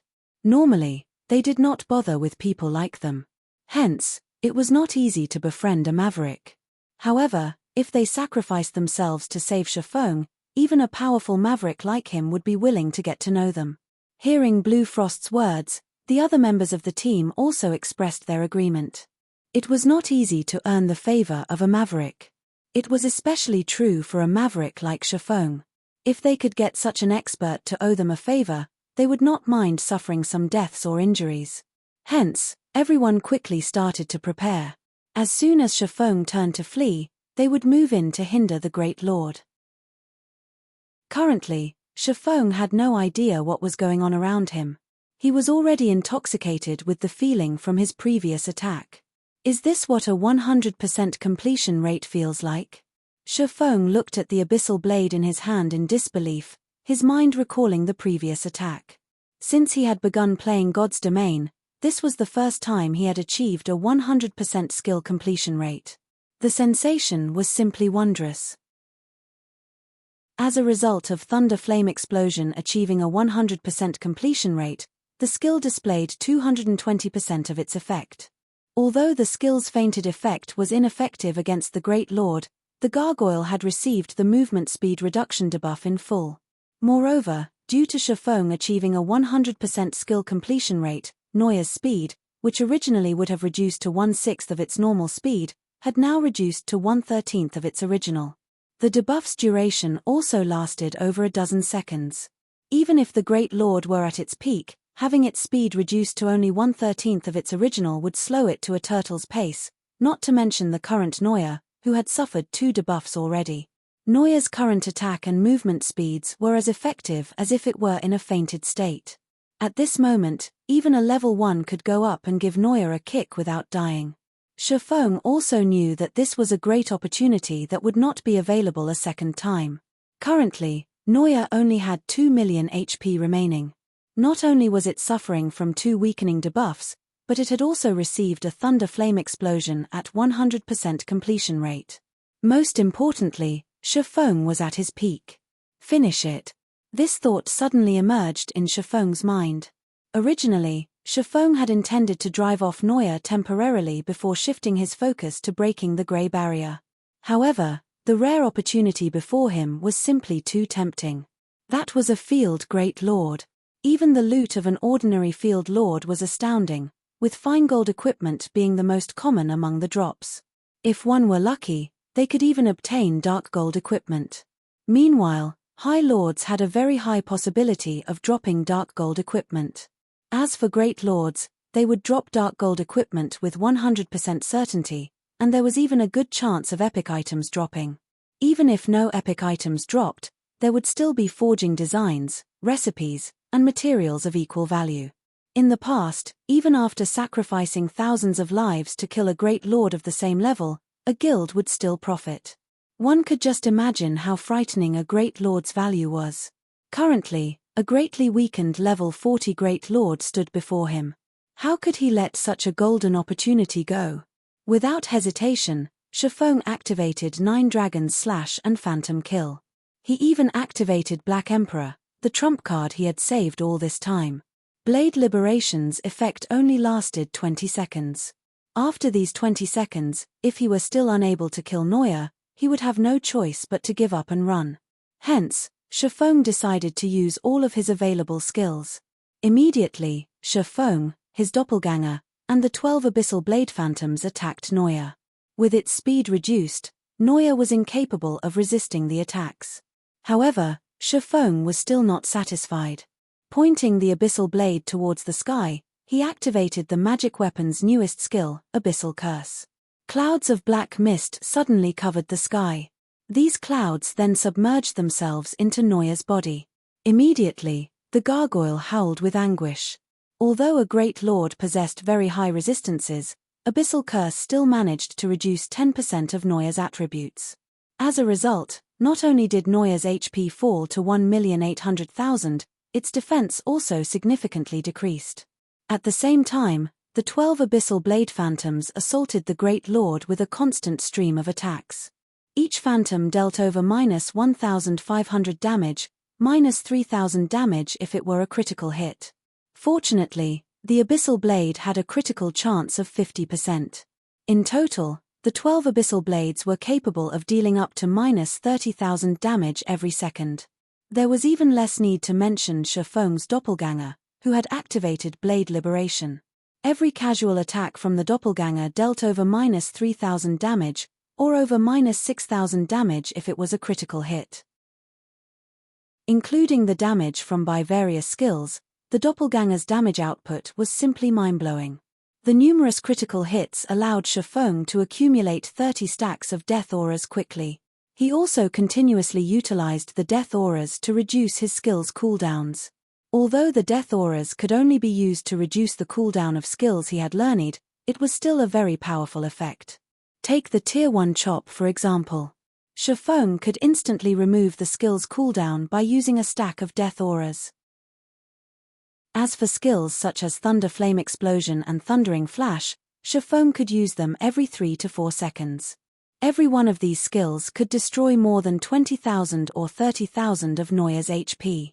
Moreover, Shifeng continued to hack at the Great Lord with the Abyssal Blade, devouring HP as the magic weapon's passive attribute quickly accumulated a bonus of 20% damage. As the recipient of these attacks, Noya's remaining 1,800,000 HP decreased at a rate visible to the naked eye. In total, the Great Lord lost around 90,000 HP every second. In 10 short seconds, Noya's HP fell below 1 million. However, Blade Liberation's duration was reaching its end. During Shifeng's initial collision with Noya, he had wasted nearly 1 second. Taking everything into account, he now had less than 9 seconds to finish Noya off. Blade Liberation had a very powerful backlash. Once the skill's duration ended, Shifeng's attributes would instantly reduce by 80%. At that time, even if Noya only had several tens of thousands of HP remaining, the Great Lord could easily kill him. Bring it on. Shifeng gritted his teeth. Right now, he was in a race against time. Suddenly, Shifeng sucked in a mouthful of air as he activated Dragon Breath. A white beam lanced through the Great Lord Noya, causing critical damage of over -50,000 points. Shifeng immediately followed up with a firestorm. With both Heavenly Dragon's power and Blade Liberation activated, Firestorm's power became even more frightening. Dragons of fire descended from the sky, one after another, completely devouring the level 40 gargoyle and turning the Great Lord's surroundings into a sea of flames. Meanwhile, damages of over -30,000, and even -60,000, points appeared on Noya's head. Firestorm lasted a full 5 seconds. During this time, Shifeng continued his relentless assault on the Great Lord. When only 4 seconds were left on blade liberation, Neuer still had 500,000 HP. The final strike, flame burst. Shifeng shouted, the abyssal blade instantly transforming into a miniature sun. At this time, Shifeng's doppelganger had similarly activated flame burst. Shifeng then activated divine providence, a faint golden glow suddenly enveloping his body. Knowing that death was already on its doorstep, Neuer's eyes suddenly glowed a bloody red. It had actually managed to break free from the movement speed reduction debuff and brandished its scythe at Shifeng. Every strike from the scythe seemed capable of cutting apart space itself. This was also the last skill in Neuer's arsenal, the Tier 2 taboo skill, Death's Tribute. This move was a domain skill, and it was capable of causing horrific amounts of damage to enemies within a certain range. Upon Death's Tribute's activation, the area 50 yards around Neuer turned deathly silent. Wraiths and evil spirits began to emerge from the ground. There were also dark blades moving through the area, and anything that came into contact with these blades immediately turned into sand and dirt. What kind of battle is this? Evening Lotus was shocked as she watched the battle from afar. On one side, there was the sun. On the other, the end of the world had arrived. If players like them participated in this battle, they would die instantly, without even ash remaining of their bodies. Die. At this moment, Shifeng couldn't care less what the Great Lord was trying to do. Without hesitation, he dove straight into Death Tribute's domain. If he did not fight now, once Blade Liberation's time was up, he would not be a match for the Great Lord. 24 consecutive strikes. One after another, miniature suns melded into the darkness of Death's Tribute. In the next moment, Shifeng and his doppelganger struck the Great Lord Neuer a total of 24 times, each strike accurately hitting Neuer's weak points. Every one of Shifeng's attacks dealt over -20,000 damage and -40,000 with a critical hit. As for the doppelganger, every one of its attacks dealt over -10,000 damage and -20,000 if it were a critical hit. In the blink of an eye, 24 dazzling blades of light illuminated the gloomy valley. Neuer's remaining 500,000 HP plunged to zero, frustration filling the gargoyle's eyes as its body fell to the ground. At this moment, Shifeng also knelt, his complexion was deathly pale. Fresh blood covered his entire body as if he had just taken a dip in a gory pool. As for his remaining HP, he had less than 500. Chapter 587, Frightening Harvest of a Great Lord. Chapter 587, Frightening Harvest of a Great Lord. He won. Blue Frost and the others, who had waited patiently for the time to save Shifeng, were dumbfounded. They could not bring themselves to believe what their eyes had just witnessed. A single player had actually defeated a level 40 Great Lord. Although they had seen other mavericks defeat the monsters serving as gatekeepers to new maps, that was in the past. The monsters those mavericks had gone up against had merely been lords. A Great Lord, on the other hand, was on a completely different level. This fact had been reinforced after they witnessed Neuer's ultimate move, Death's Tribute. Everything within 50 yards of the Great Lord had turned into sand and dirt. No living creature could survive in that domain. Isn't that person way too powerful? He actually survived the Great Lord's ultimate move. Just how high are his HP and defense? A level 29 Shield Warrior exclaimed. Back when the Shield Warrior had received Neuer's normal attack, despite having activated Shield Wall, he had still received over -4,000 damage. If he had not possessed Shield Wall's 50% damage reduction effect, he would have died on the spot. Shield Warriors and Guardian Knights wielded shields. Not only could one's shield increase a player's defense, but they also possessed a block rate. It was why these two classes could serve as a team's MTS. However, Neuer's Death's Tribute was not a normal attack. It was a powerful AoE skill. Yet, Shifeng had still managed to survive after receiving it. His defense and HP were inconceivable. In reality, Shifeng was also rejoicing. He truly had not expected to survive Neuer's last attack. The power of the Tier 2 taboo skill, Death's Tribute, was no joke. Even against a player of the same level, their chances of survival were practically nil. It was the same even if said player was an MT who had activated a life-saving skill. Although Heavenly Dragon's power increased both his defense and HP by 300%, the might of a Tier 2 taboo skill rivaled that of a Tier 3 skill. Defeating a mere Tier 1 player like himself would be child's play for Neuer. Even a Tier 2 player would be badly crippled if they managed to survive.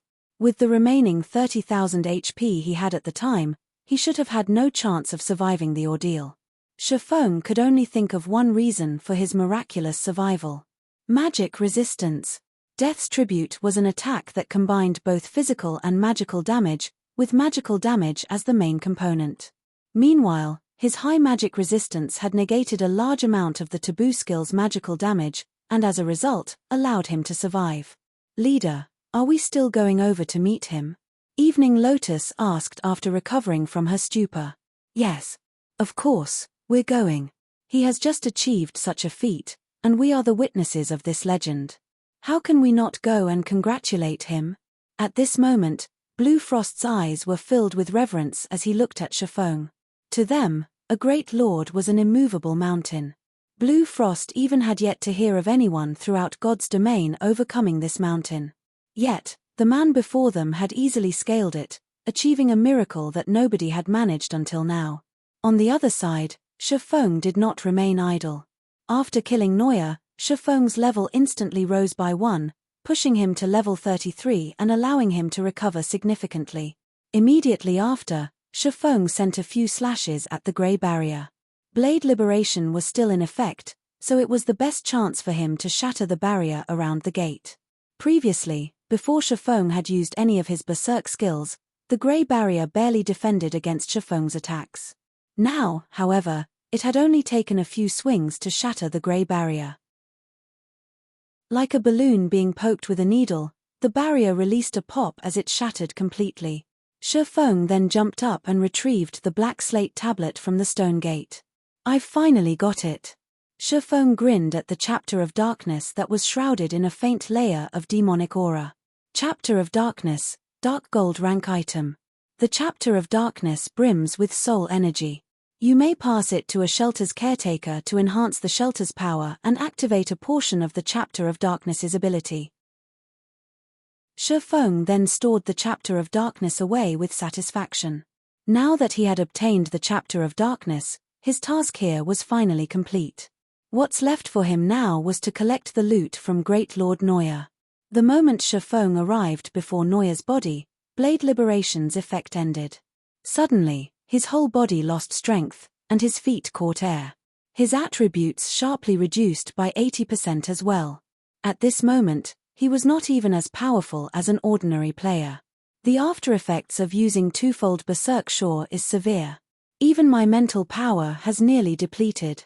Shifeng suddenly felt a powerful migraine assaulting his head, and all he wanted was to lie down and sleep. If not for the Great Lord's enticing loot, he would have logged out to rest that instant. Neuer was as tall as a 3-story building. Despite Shifeng having activated Divine Providence before killing the gargoyle, a jackpot had not occurred. Loot had not covered the ground around Neuer's body at all. On the contrary, Shifeng only saw 6 items beside Neuer's body. Are the monsters in the dark den also stingy? Shifeng frowned. If he had killed a great lord outside the dark den, the monster would have dropped a minimum of 10 items. Although Shifeng had not hoped that Divine Providence would grant him a jackpot from a great lord, was there a need to be this shabby? After all the trouble he went through, he had only obtained 6 items. Shifeng then picked up one item after another. With each subsequent item Shifeng picked up, his heart grew increasingly colder. He had only managed to encounter such a heaven-sent opportunity after much difficulty. Yet, in the end, this was all he got in return. Out of the 3 items he had already picked up, all 3 were pieces of level 40 dark gold equipment. None of these pieces were even set equipment, not to mention weapons. When Shifeng collected the 5th item, however, he was suddenly dumbfounded. Teleportation Magic Array Design. When Shifeng saw this item, he began to have visions of mountains of gold. Players residing in the Dark Den might be unfamiliar with teleportation arrays as their only form of travel was by foot, but to players outside the Dark Den, they were quite familiar with the concept. After all, when players outside the Dark Den traveled to faraway maps to grind monsters, they normally used teleportation arrays to save on travel time. However, teleportation arrays could not teleport a player to every corner of God's domain, as a majority of the locations in God's domain did not possess a teleportation array. For such locations, players could only teleport to the nearest map and run the rest of the way. Even then, they would still have to waste a large amount of time. Meanwhile, the teleportation magic array design could easily solve this problem. As long as one paid a certain price and constructed a teleportation magic array at a grinding spot, players could easily teleport to that location. Of course, unlike the teleportation arrays one would normally find in the teleportation halls, which allowed teleportation between various large cities, the teleportation arrays one could construct with this forging design were the simplest version, a one-to-one teleportation array. These teleportation arrays only allowed teleportation between two locations. Even so, it was something many guilds dreamed of obtaining. Only, teleportation magic array designs were not that easily obtainable. Normally, great lords or above dropped them. Moreover, their drop rate was horrifically low. There was no guarantee one would obtain a design even after killing 100 great lords. On the market, a single teleportation magic array design was worth more than 10 epic items. Its value was only less than fragmented legendary items. However, nobody would be so foolish as to sell the teleportation magic array designs they obtained. For such a strategic level item, not a single player would willingly trade it even if they were offered 20 or 30 epic items. Depending on the level of an epic item, there would come a time when it would lose its value. However, teleportation magic array designs would never have such a problem. In the past, even after God's domain had been in operation for over a decade, these forging designs were still incomparably valuable. These were better at maintaining their value than any other item in the game. Chapter 588 System Upgrade. Chapter 588 System Upgrade. My efforts weren't in vain. Shifeng sighed as he stored the teleportation magic array design. This single forging design made all of his efforts worth it. His trip to the Dark Den had not been wasted at all. While a piece of epic equipment might improve the combat power of a single player, a single teleportation magic array design could improve a guild as a whole. As players reached higher levels, the maps they would journey to would be much farther away from cities. Currently, players visiting leveling maps around level 30 could still reduce their travel time significantly by utilizing the teleportation arrays in cities. However, maps after level 35 practically had no available arrays. Players were required to run across at least one entire map to get to their desired destinations. Even if players did not rest and did not encounter any monsters on their journey, with players' current levels, they would require at least 3 hours to cross a map. Moreover, the higher level the map was, the larger it would be, which would result in longer travel times.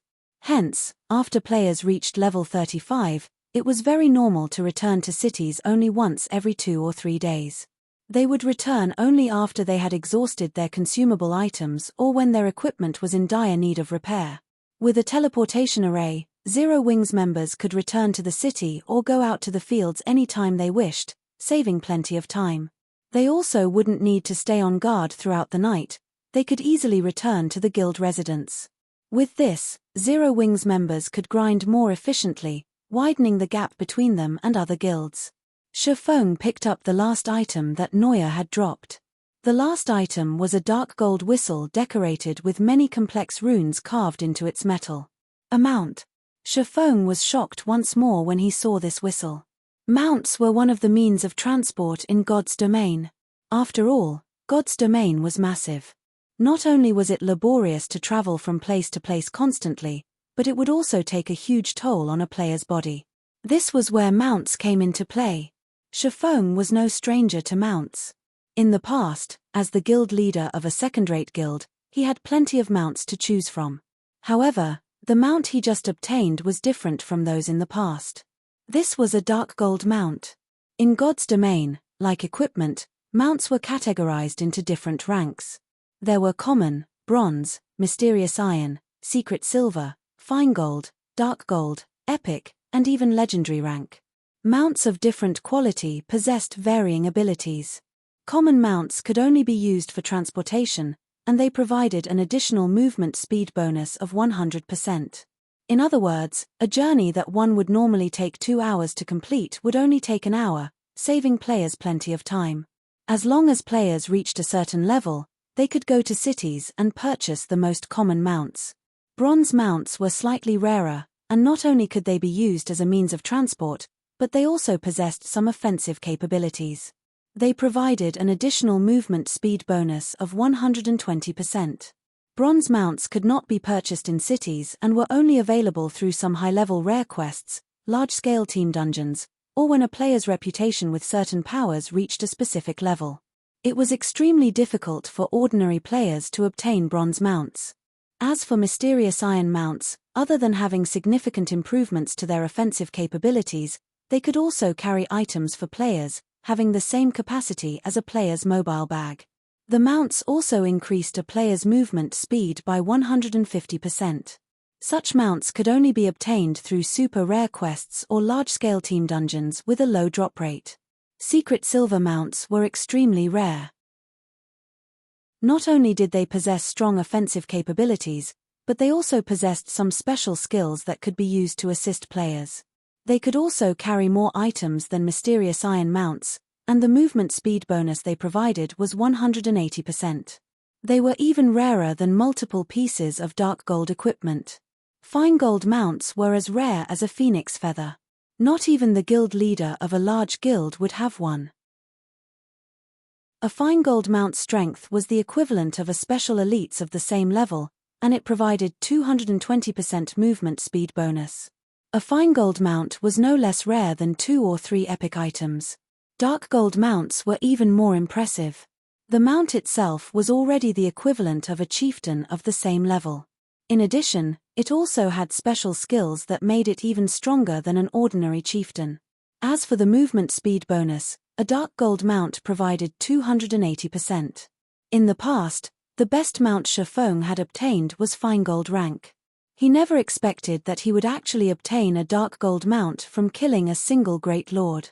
His luck was inconceivable. Even grand lords have an extremely low chance of dropping dark gold mounts. The drop rate from great lords should be practically zero. This could be a system reward item for killing this great lord gatekeeper.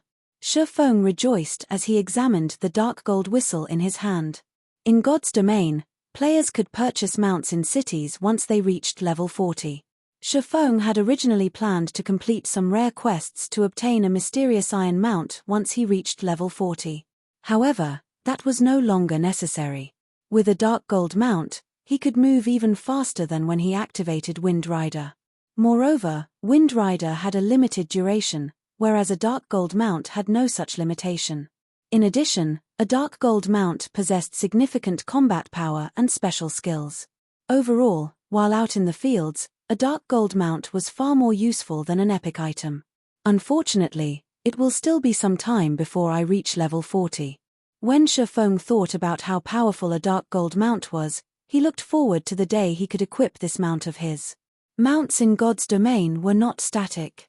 They could become stronger if nurtured properly. In the beginning, bronze and mysterious iron mounts only possessed combat power equivalent to that of a common monster of the same level. However, through careful nurturing, it was not impossible to raise their combat power to the standard of an elite or special elite. Naturally, dark gold mounts had far greater potential. From the moment they were born, they were already as strong as a chieftain of the same level. After nurturing, they could easily become lords or even high lords. In the past, Shifeng had seen many wealthy players and upper echelons of first-rate guilds parade their lord-ranked mounts on the streets, attracting shock and awe of many players. Compared to luxury cars in the real world, these mounts were several times more impressive. Lord-ranked monsters were bosses in 20-man team dungeons. If one could ride such a monster, one could just imagine what kind of deterrent it would be.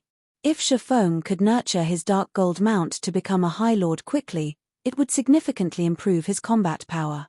Just as Shifeng stored away the dark gold whistle and was about to turn around and leave, the sound of a system notification suddenly rang out by his ear. System announcement: God's domain will be undergoing a system upgrade. The system upgrade will require 10 real-time hours. All players must log out of the game within 10 minutes. Why has the third evolution started so soon? Shifeng was momentarily speechless. Shouldn't it initiate only after players have conquered the first 100-man team dungeon? Did a team already manage to raid one? In the past, God's domain's third evolution was one that affected the game the most. There were two reasons why Shifeng had not hurried to raid a 100-man team dungeon all this time. Firstly, he still lacked sufficient strength. Secondly, the impact of the third evolution was simply too massive. It was still not something that he could take advantage of at the moment. That's not right. It still shouldn't be possible for anyone to raid a 100-man team dungeon yet. The precondition for doing so is to have all players reach level 30, attain their Tier 1 classes, and achieve peak combat power of a Tier 1 class. However, even with these conditions fulfilled, the success rate of clearing a 100-man team dungeon is no more than 20%. At the very least, a team needed to be fully geared with the set equipment from the 50-man team dungeons to have even a 30% to 40% success rate. Shifeng shook his head, immediately denying this possibility. Currently, all of the various large guilds were still trying to conquer 50-man team dungeons. How could they possibly have raided a 100-man team dungeon successfully? Shifeng had to admit that the system evolution this time would greatly impact his plans. Chapter 589 Era of God's Domain. Chapter 589 Era of God's Domain. I wonder how melancholic has been. Hopefully, she has collected a sufficient stock of mana crystals, Shifeng muttered somewhat regrettably as he rubbed his forehead. While the third evolution of the main god system meant that the world of God's domain was going to become even more fleshed out and realistic, it also indicated the opening of a new door. This third evolution would send God's domain to a whole new peak. Not only would demand of mana crystals suddenly rise, but the real world would also undergo some changes. Initially, Shifeng had not expected this change for at least another dozen days or so. The largest impact would be the focus shifting from an era of physical fitness to an era of God's domain. After the second evolution, everyone had a vague method of testing a player's skills through their skill completion rates. Players who could achieve a skill completion rate of 69% or below were basic players, whereas those above 70% were considered experts. As to what standard of an expert, nobody could accurately tell. However, after the third evolution of God's domain, this indicator would become very clear. After the third evolution of God's domain, the importance of skill completion rate would grow, especially in battles between players. Meanwhile, the style of combat available would also become more varied. There would be field battles, survival battles, and more. Those who pursued excitement and limits would not miss this opportunity, and these future battles would allow everyone to witness a realistic world that was completely different from the one everyone was familiar with. These battles were far more exciting than the actual fighting competitions in the real world. They were just like the real survival battle that caused a sensation to sweep across the world dozens of years ago. In order to satisfy some of the world's top figures, some of the major powers in the real world had secretly procured death row inmates, having them engage in battle in specified locations. The winner of such battles would not only obtain their freedom, but they would also receive a large sum of credits. In the end, this situation had resulted in many major powers nurturing their own experts in secret and forcing them into such survival battles. Despite major governments banning these battles on the surface, many were still conducted secretly throughout the world. Meanwhile, after God's domain underwent its third evolution and activated similar competitive battles, the game had immediately attracted a large number of players. In addition, due to God's domain's combat system reaching the peak of perfection, the game had managed to replace many of the popular fighting competitions in the real world. After all, not only were fights in God's domain without danger, but the fighters in these competitions could also improve their strength through these battles. In addition, many of those who were disabled in the real world could obtain a complete body in God's domain. Whether they were blind, deaf, or missing limbs, as long as one did not suffer from any brain damage or mental disabilities, they could enjoy life as experts in God's domain. Due to these changes, the entire world entered the era of God's domain. As for how one could become an expert, the main God system had provided a concrete answer: skill completion rate. How could one go about increasing their skill completion rates? If one relied solely on hard work and constant training, they would not experience any significant improvements. The simplest method of increasing one's skill completion rate was to improve their control over their own body. Take a person's physical strength for example. In a test, an ordinary person might land a 50 kilograms hit on the first punch and 70 kilograms on the second punch. This was a very wide margin. Meanwhile, this margin would only grow wider in a fight against another person. However, if a person underwent training and often participated in matches against other people, the fluctuations in their strength would become practically negligible and stable. With a stable output of physical strength, one's body would not break form due to using too much or too little, thereby reducing the chances of creating weak points for one's opponent to exploit. Many experts were even capable of achieving a level of control with which they could exert as much strength and accuracy as they wanted. For example, if they wanted to send out a punch with 90 kilograms of force, they could do so. One could say that their physical control had already reached perfection. The usage of skills in God's domain had a very high requirement of the body's movements. Hence, such training was a must. As a result, many people began to study martial arts, learning how to control their bodies more efficiently. Due to this, places such as training centers and dojos became instantly popular again after the third evolution of God's domain in the past. Originally, Shifeng had intended to optimize his training grounds further and secretly nurture plenty of God's domain experts. However, now that the third evolution of God's domain was being initiated, the other guilds and powers would definitely notice of the changes and immediately shift the core of their development towards martial arts dojos and training centers. Although these first-rate guilds and major powers had access to fully equipped training facilities of their own, these machines were all suited for daily exercises and maintaining physical fitness. The various powers had not particularly focused on training their members in martial arts. If they shifted their focus now, due to the inherent advantages these major powers possessed, one could just imagine how quickly they could nurture experts. Luckily, I secured the Big Dipper Training Center, obtaining a suitable training ground. I need Big Dipper to order some more of the latest equipment, Shifeng muttered silently.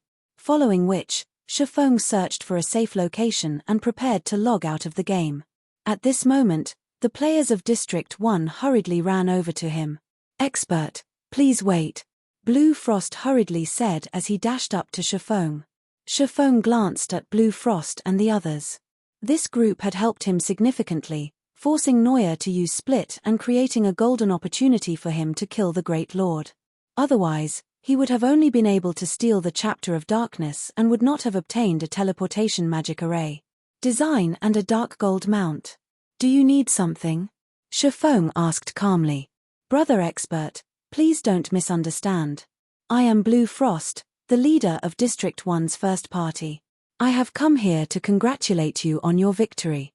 Just now, I personally witnessed the moment you killed the Great Lord by yourself.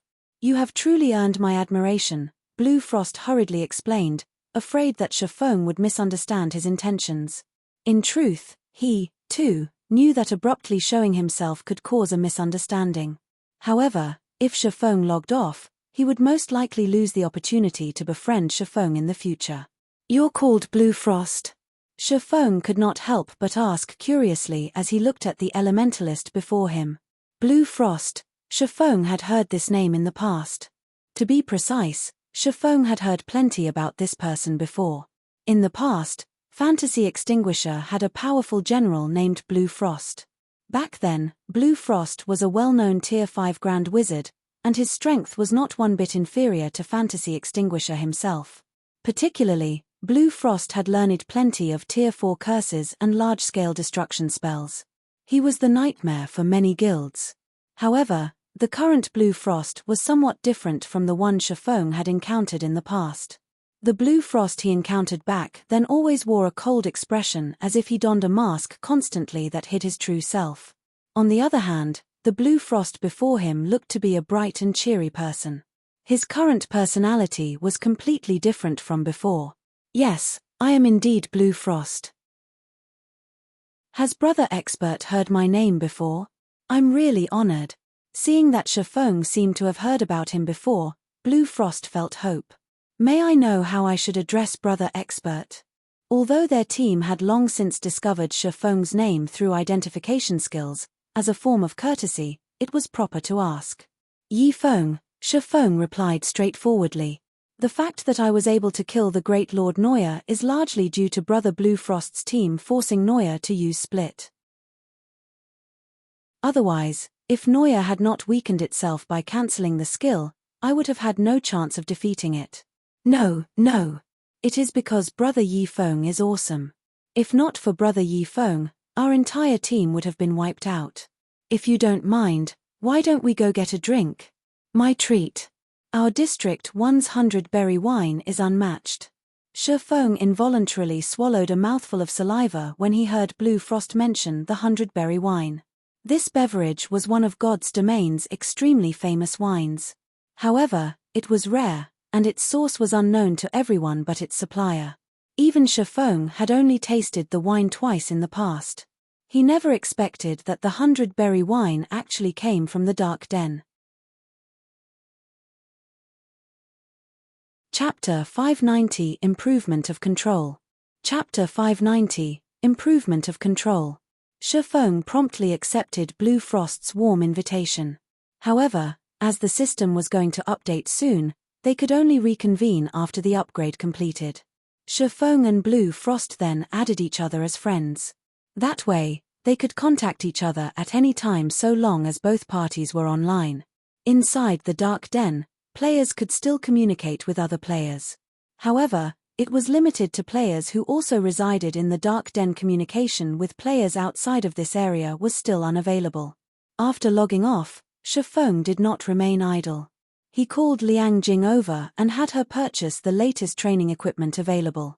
Nowadays, with the current technology, some of the latest training facilities could even speed up the improvement of one's physical control. Only, these machines were useless to people who only sought to improve their strength and fitness. Moreover, they were extremely expensive. Each unit cost millions of credits. Hence, the various training centers had not bothered to buy them. Even martial arts dojos would only use some of the older models. Currently, the various powers that had invested in God's Domain had not taken note of this. If Shifeng did not purchase these facilities now, it would not be as easy to do so in the future. It was the same case with the virtual gaming cabins. Master Shifeng, the volume you wish to purchase is simply too large. The funds required to do so exceed your allocated budget. I will have to report this to the board of directors and ask them to approve your request. Liang Jing contained her shock when she heard that Shifeng wanted to buy over a dozen of the latest training machines.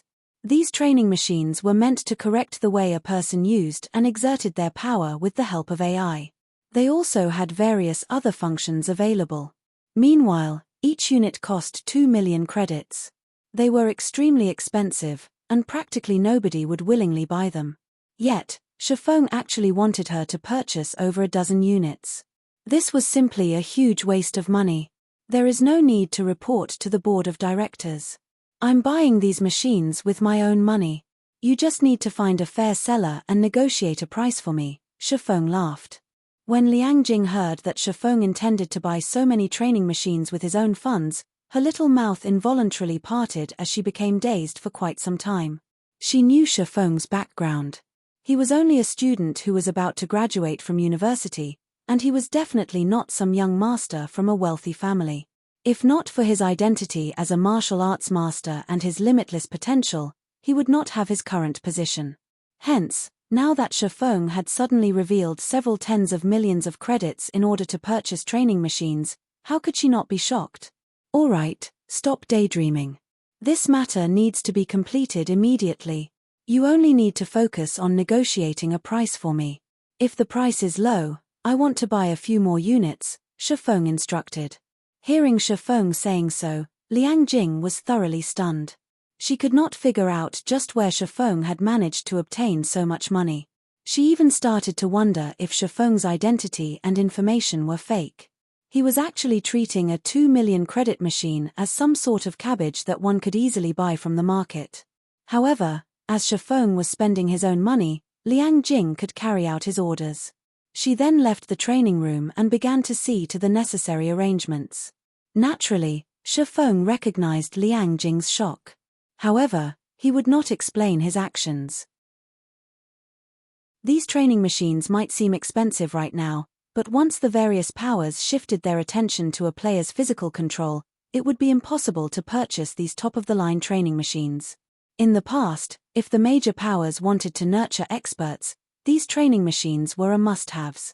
Although these machines were not as effective as the tutelage of a martial arts master, the latter could not possibly spend their every waking moment guiding others. With these training machines, players could receive guidance and corrections any time. If they also factored in the tutelage of a martial arts master, they could very quickly nurture a group of experts.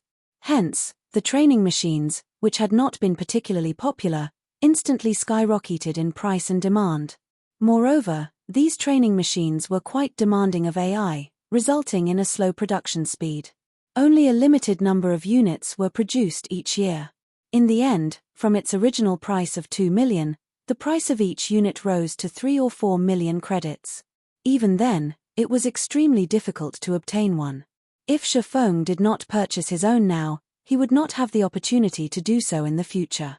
During this period, due to Phoenix Rain secretly helping him, providing various contacts to sell the candlelight trading firm's equipment to, he had earned a lot of money. Moreover, the majority of his customers purchased the equipment with credits.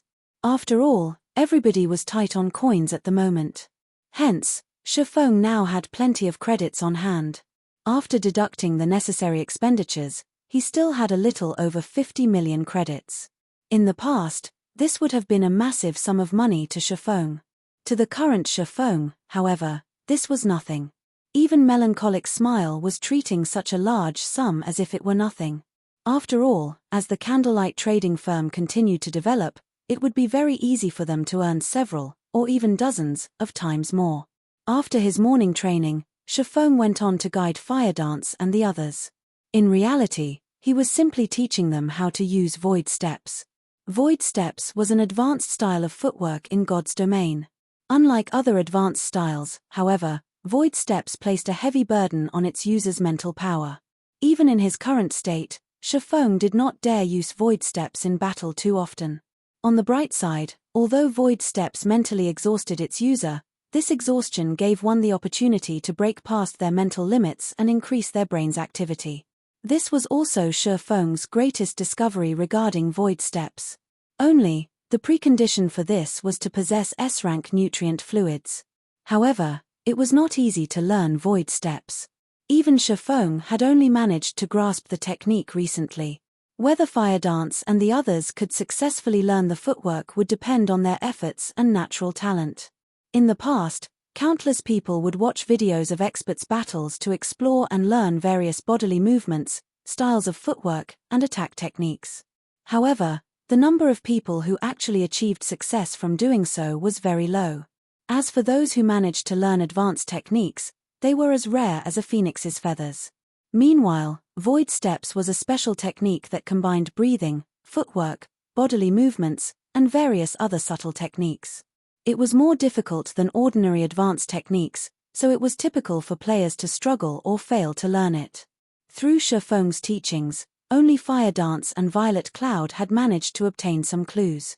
The others were still at a loss. Regarding his companion's situation, Shifeng was helpless as well. There would be no helping it if they were unable to learn void steps. Fortunately, it did not matter much if they could not learn it. Everyone had their own strengths and weaknesses. Also, void steps was a combination of a wide array of techniques. Even if Kohler and the others failed to grasp void steps, the knowledge and experience they gained would still be very helpful when they went on to learn other techniques. Void steps was especially useful in helping a player improve on their physical control. For example, despite Fire Dance and Violet Cloud only gaining some clues to performing the advanced style of footwork, their control over their bodies had improved significantly. They were now only a thread away from reaching half a step into the refinement realm.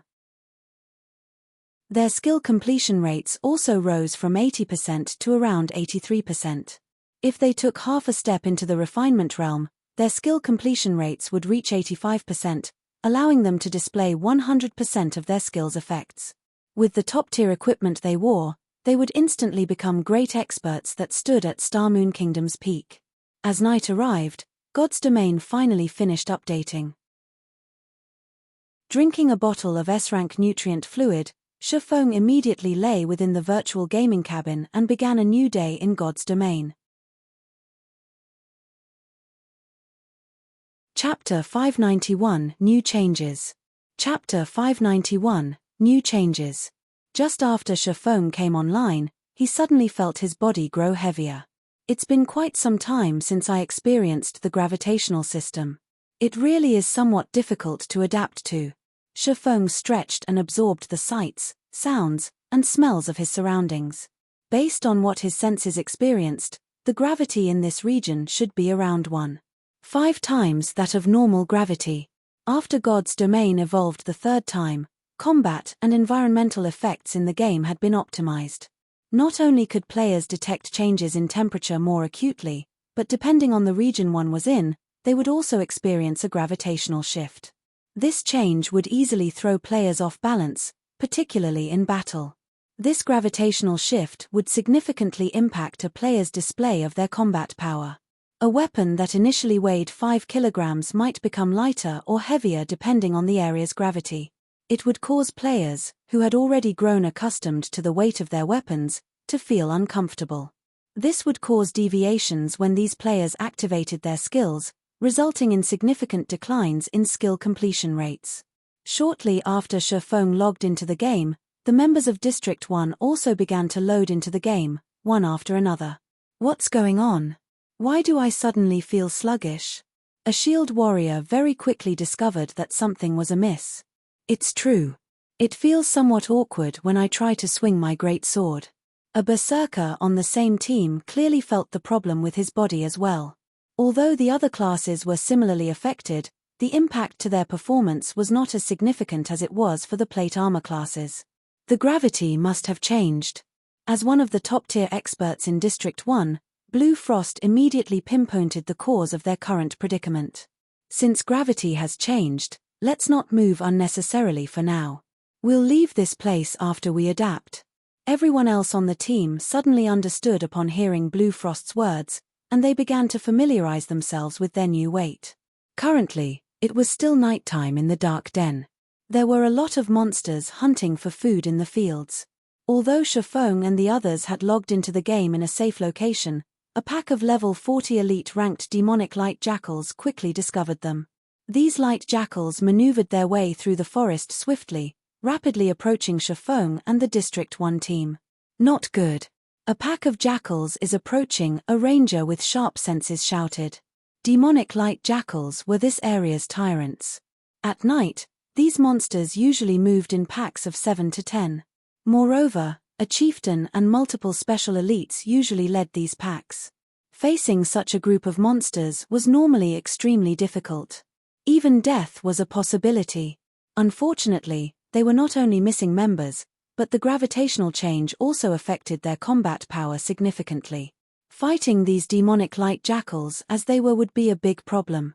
Prepare for battle. Blue Frost frowned. Hurriedly, he said, MTS, just focus on pinning down the jackals. Don't make any rash movements.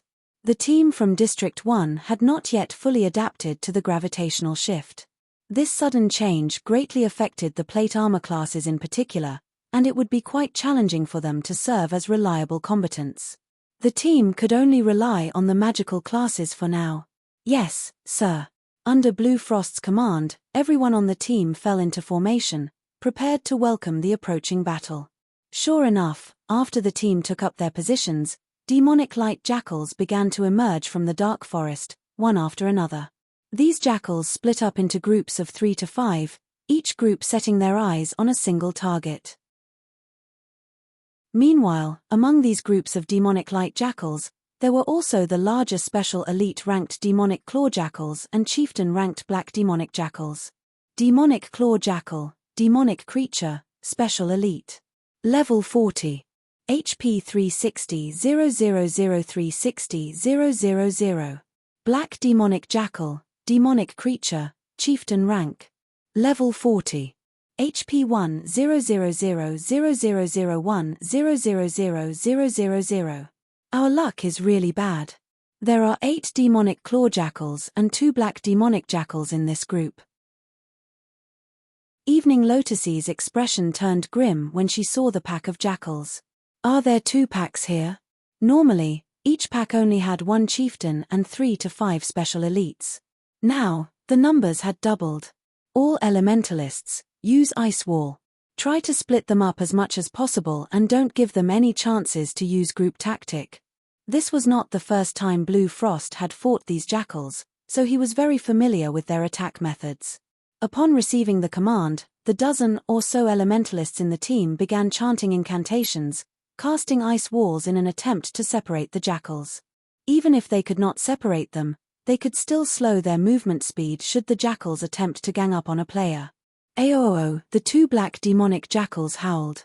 Suddenly, the 80+ demonic light jackals began to take action. Under the command of the black demonic jackals, the demonic light jackals split into 2 groups.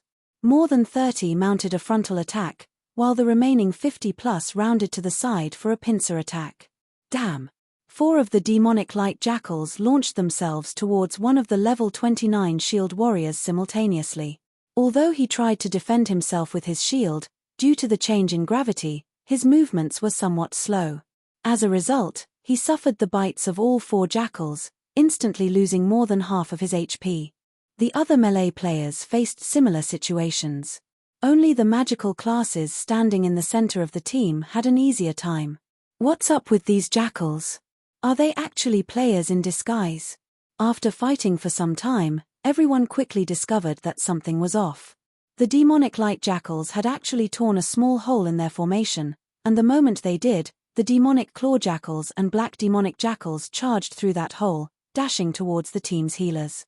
Using Fierce Gale, one of the black demonic jackals instantly arrived before a Tier 1 oracle. Before this oracle could use Mantra Resist, the chieftain's attack sent him flying, his body transforming into particles of light. Something's wrong. These monsters have become smarter. Melees, hold them off as much as possible. We're retreating immediately. Blue Frost's complexion paled. Even a fool could tell that these monsters had changed.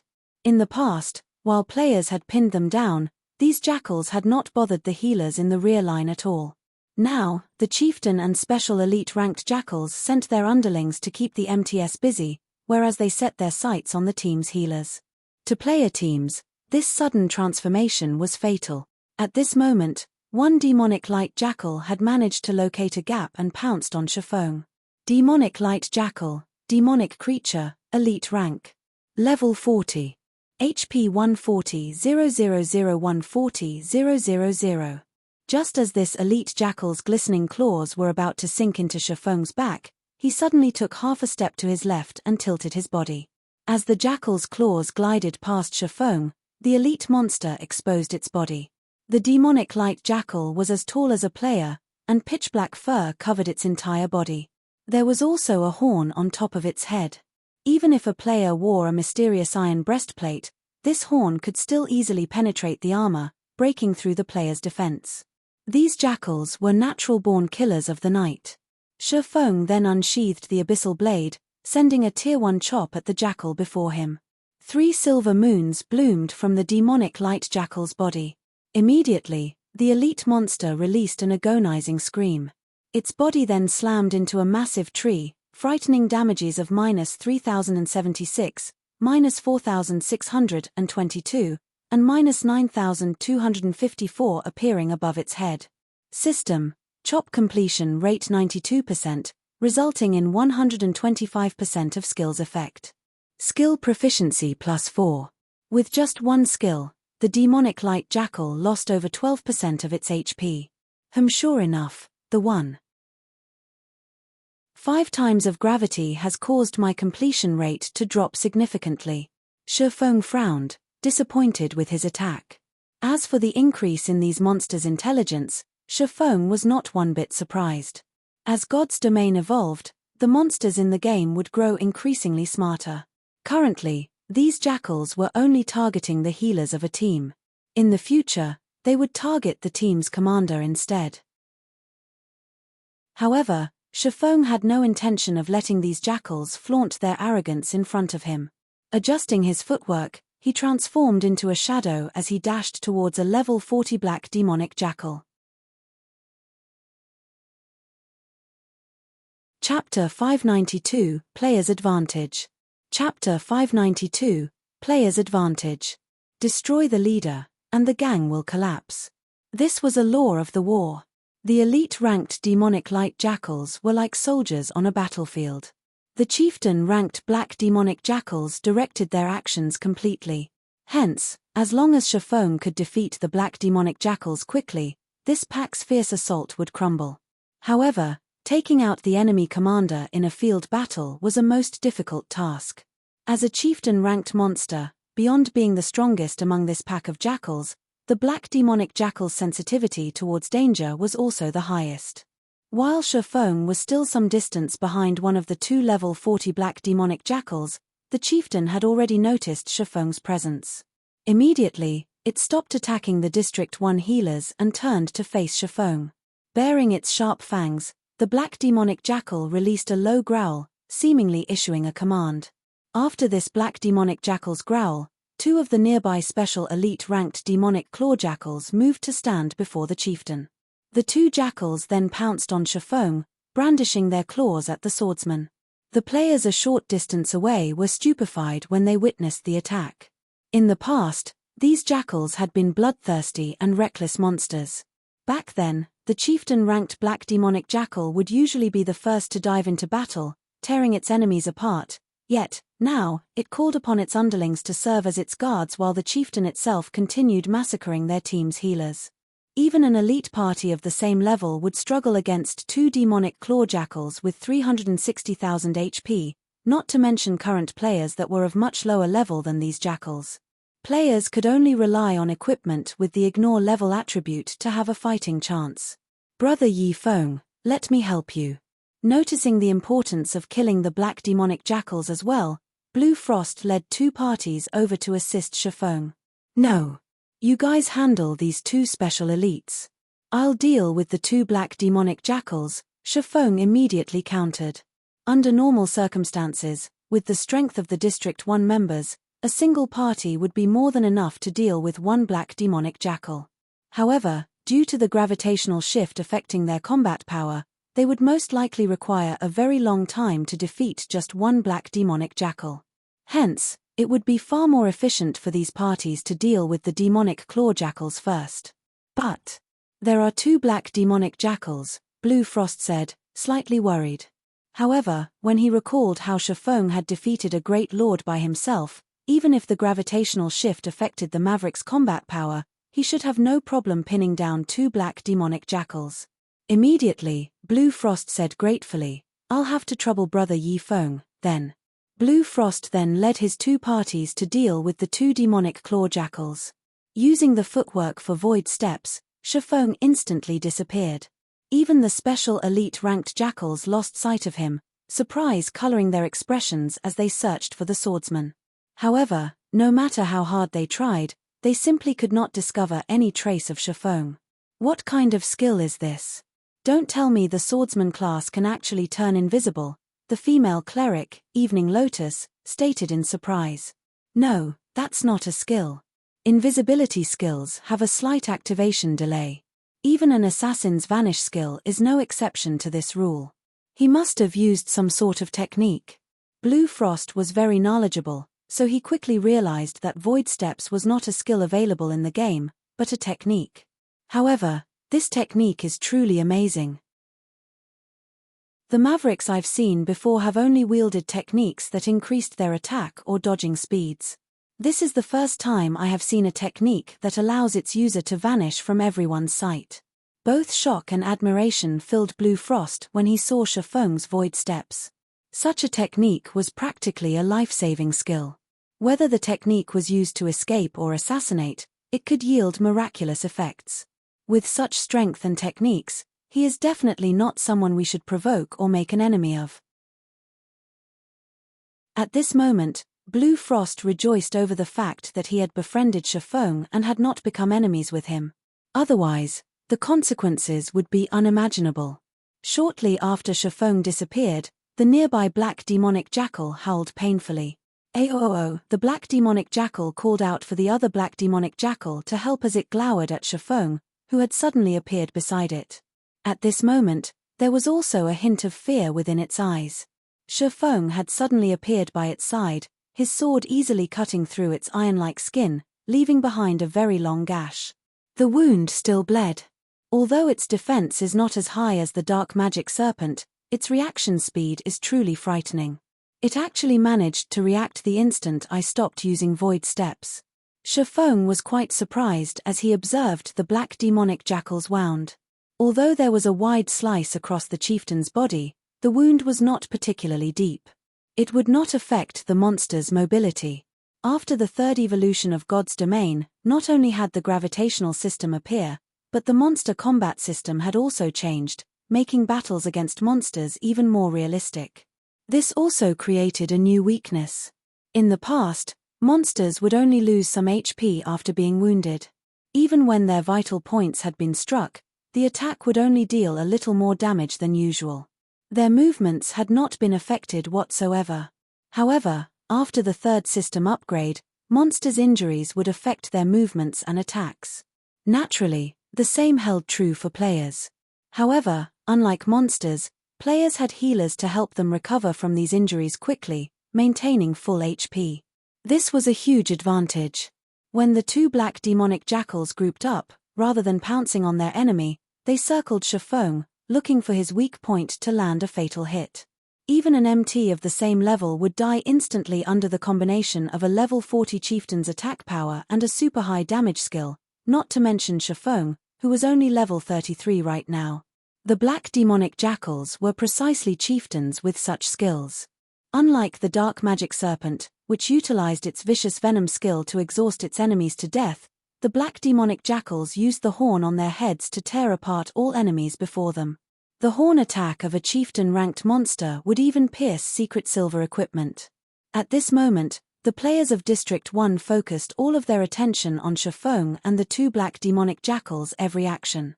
This battle would determine the life and death of either side. Aoo! Following the howl, the two black demonic jackals launched their attacks simultaneously. A large amount of wind mana also began to gather around their pitch-black horns.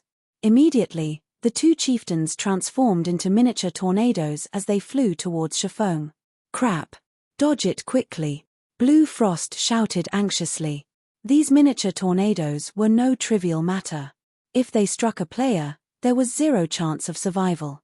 However, Shifeng did not bother to dodge the oncoming attacks. His lips curling up slightly, he activated Heavenly Dragon's power. After logging out of the game for 10 hours, not only had his weakened debuff worn off, but the cooldown for all his skills had also completed. Otherwise, he would have had to activate space movement in order to dodge the attacks. After activating Heavenly Dragon's power, Shifeng's strength doubled. He then met the black demonic jackal's attacks with a thunder flame explosion. System: thunder flame explosion completion rate 91%, resulting in 120% of skill's effect. Skill proficiency +4. Although his completion rate was significantly lower than before, 120% of the skill's effect was still impressive. The Tier 1 Thunder Flame Explosion's effective range of 10 yards immediately increased to 12 yards. When lightning and fire made contact with the two black demonic jackals, the two chieftains' movement speed immediately and sharply dropped, becoming only 1/7 of their initial attribute. As a result, Shifeng easily dodged the two oncoming miniature tornadoes. With a speed reduction of nearly 8 seconds, the two chieftain-ranked jackals could only receive a one-sided beating from Shifeng. During these 8 seconds, each black demonic jackal lost roughly 10% of their HP. Just as the movement speed reduction debuff was about to wear out, Shifeng swung the abyssal blade and summoned his doppelganger.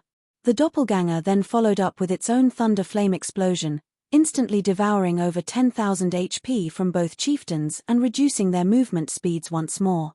With the doppelganger assisting him with dealing damage, Shifeng's total damage output nearly doubled. Shifeng and his doppelganger then each fought one black demonic chieftain, significantly reducing the difficulty of the fight.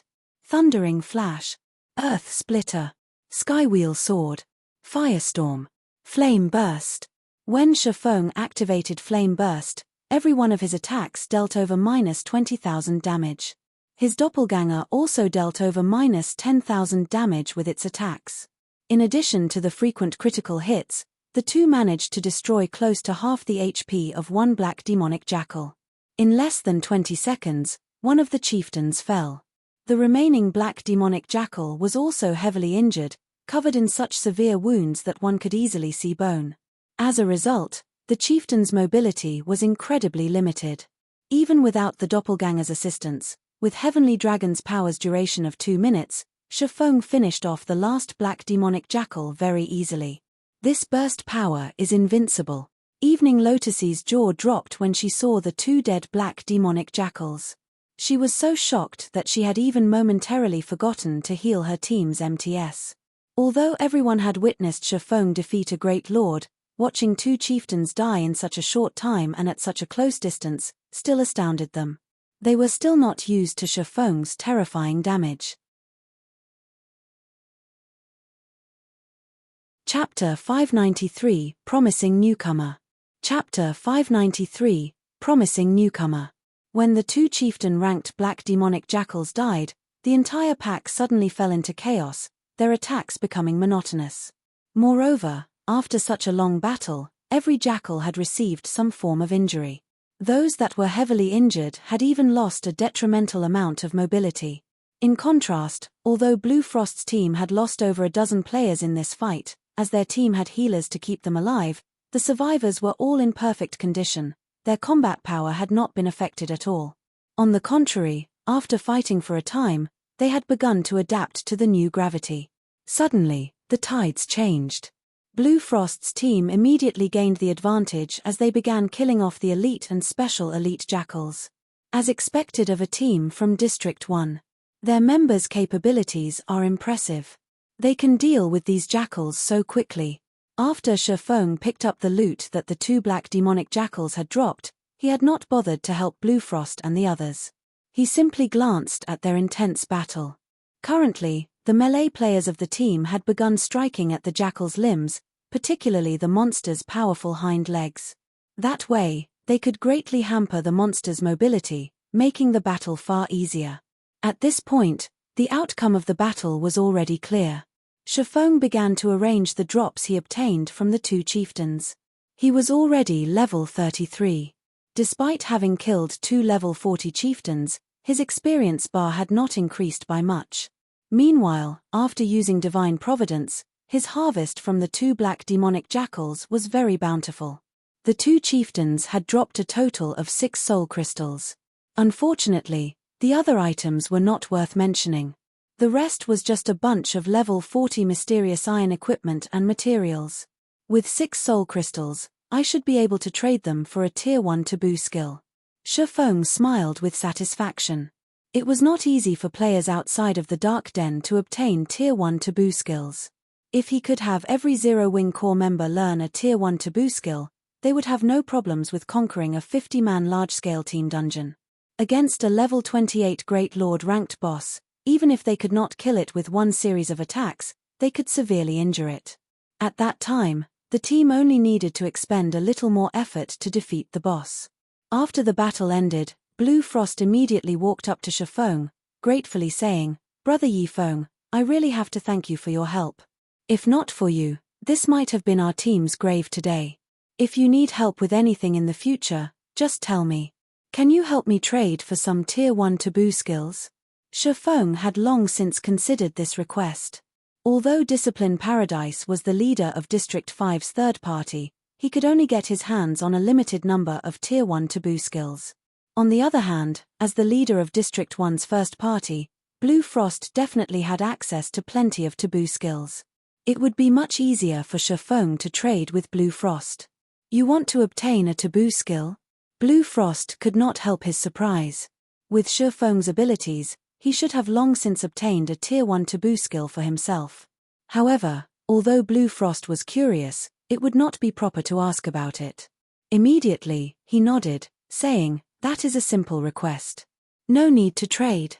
If Brother Yifeng wants a Tier 1 taboo skill, I can just give you one." "I don't want just one taboo skill." Shifeng shook his head. "I wonder if Brother Frost can obtain 20 Tier 1 taboo skills for me." 20. Initially, Blue Frost intended to agree with Shifeng immediately. However, upon hearing that Shifeng required 20, he was shocked. Laughing bitterly, he said, "Brother Yifeng, as a maverick, you might not know this, but each Tier 1 taboo skill requires about 5 soul crystals worth of contribution shares in trade. Even the first party of a shelter needs 4 soul crystals to trade for one. If they are for someone else, each skill book will cost an additional soul crystal. Moreover, I can only trade for 3 taboo skills per day. If it were in the past, I might have barely been able to trade for 20 taboo skills. However, after I purchased the demon suppressing barrier, the maximum number of taboo skills I can gain right now is 10. If Brother Yifeng wants them, I won't try to profit off you. 10 taboo skills for 50 soul crystals. 10. Shifeng was surprised. He had simply mentioned 20 to discover Blue Frost's bottom line.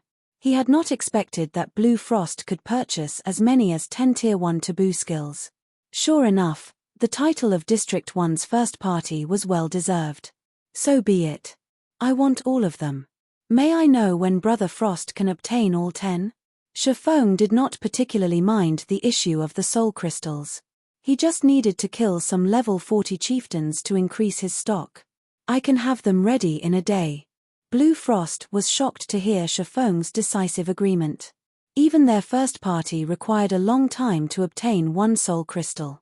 Currently, their party only had about a dozen or so in their warehouse.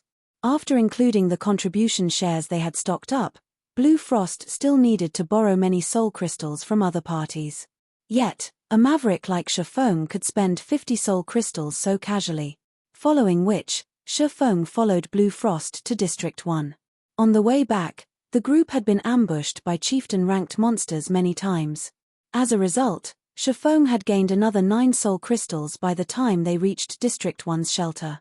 The shelter Blue Frost and the others resided in occupied the heart of a high-level area. The monsters surrounding the shelter were all level 35 and above.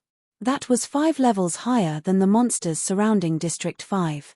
Currently, the monster assault on District 1 had ended. Corpses of level 35 monsters littered the surrounding area outside of the shelter's walls. There were over 10,000 dead monsters outside of the shelter. Among them, there was no lack of elite, and even chieftain-ranked monsters. One could just imagine how intense the battle must have been. Moreover, even after God's domain had undergone its 3rd evolution, District 1 still managed to defend its shelter successfully. It went to show how strong a foundation the players of District 1 possessed. The moment Blue Frost and his team entered the shelter, the players inside immediately sent them reverent gazes. Many female players even shrieked when Blue Frost's glance swept over them. In District 1, Blue Frost was practically a celebrity. He attracted attention wherever he went, and almost everyone in the shelter knew of him. "Leader, you've returned. Did you finish off the Great Lord Noya?" A skinny and youthful level 29 berserker asked excitedly as he ran up to Blue Frost. When Shifeng saw this skinny berserker, he involuntarily stiffened. He recognized this berserker. The youth's name was Wind Chaser. He was also one of the most powerful experts who had worked under Fantasy Extinguisher in the past. Back then, he had successfully learned a Tier 5 taboo skill, and his strength was only inferior to those Tier 6 God-ranked players. Great Lords and High Lords are monsters on entirely different levels. It was useless, even with the demon suppressing barrier, Blue Frost said, shaking his head. He could not help his fear as he remembered how powerful Noya had been. Fortunately, We had Brother Yi Feng's help. Otherwise, we really wouldn't have returned with our lives. When Wind Chaser heard Blue Frost mention Shifeng, the berserker shifted his gaze towards Shifeng, his eyes containing a hint of awe and fighting spirit. Chaser, don't have any foolish ideas. Brother Yi Feng is a guest that I've invited. Not to mention, in front of Brother Yi Feng, those weak combat techniques of yours are not worth mentioning. If you want to fight, go look for Blue Bull. Blue Frost glared at Wind Chaser. He had personally witnessed how powerful Shifeng was.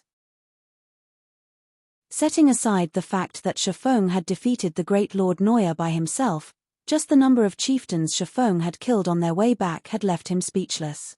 Wind Chaser most likely would not survive a single move against Shifeng.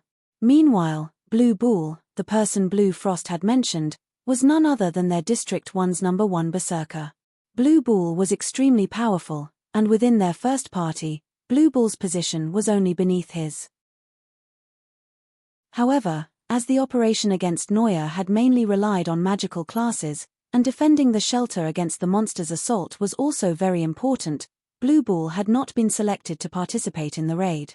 Meanwhile, Wind Chaser often liked to test himself against Blue Bull. Although Wind Chaser lost terribly every time, the berserker never grew bored of challenging Blue Bull. After Blue Frost's reprimand, Wind Chaser was a little satisfied. However, after hearing his leader's suggestion, he immediately turned around, planning to look for Blue Bull to test his skills against him once again. At this time, however, Shifeng suddenly said, "No worries. It's good to be impulsive sometimes. As a guest of District 1, I have not prepared any gifts. I don't mind sparring with Wind Chaser to liven things up a little." You're tuning in to the Celestial War YouTube channel. Don't forget to subscribe and join us on this journey to catch the most captivating stories,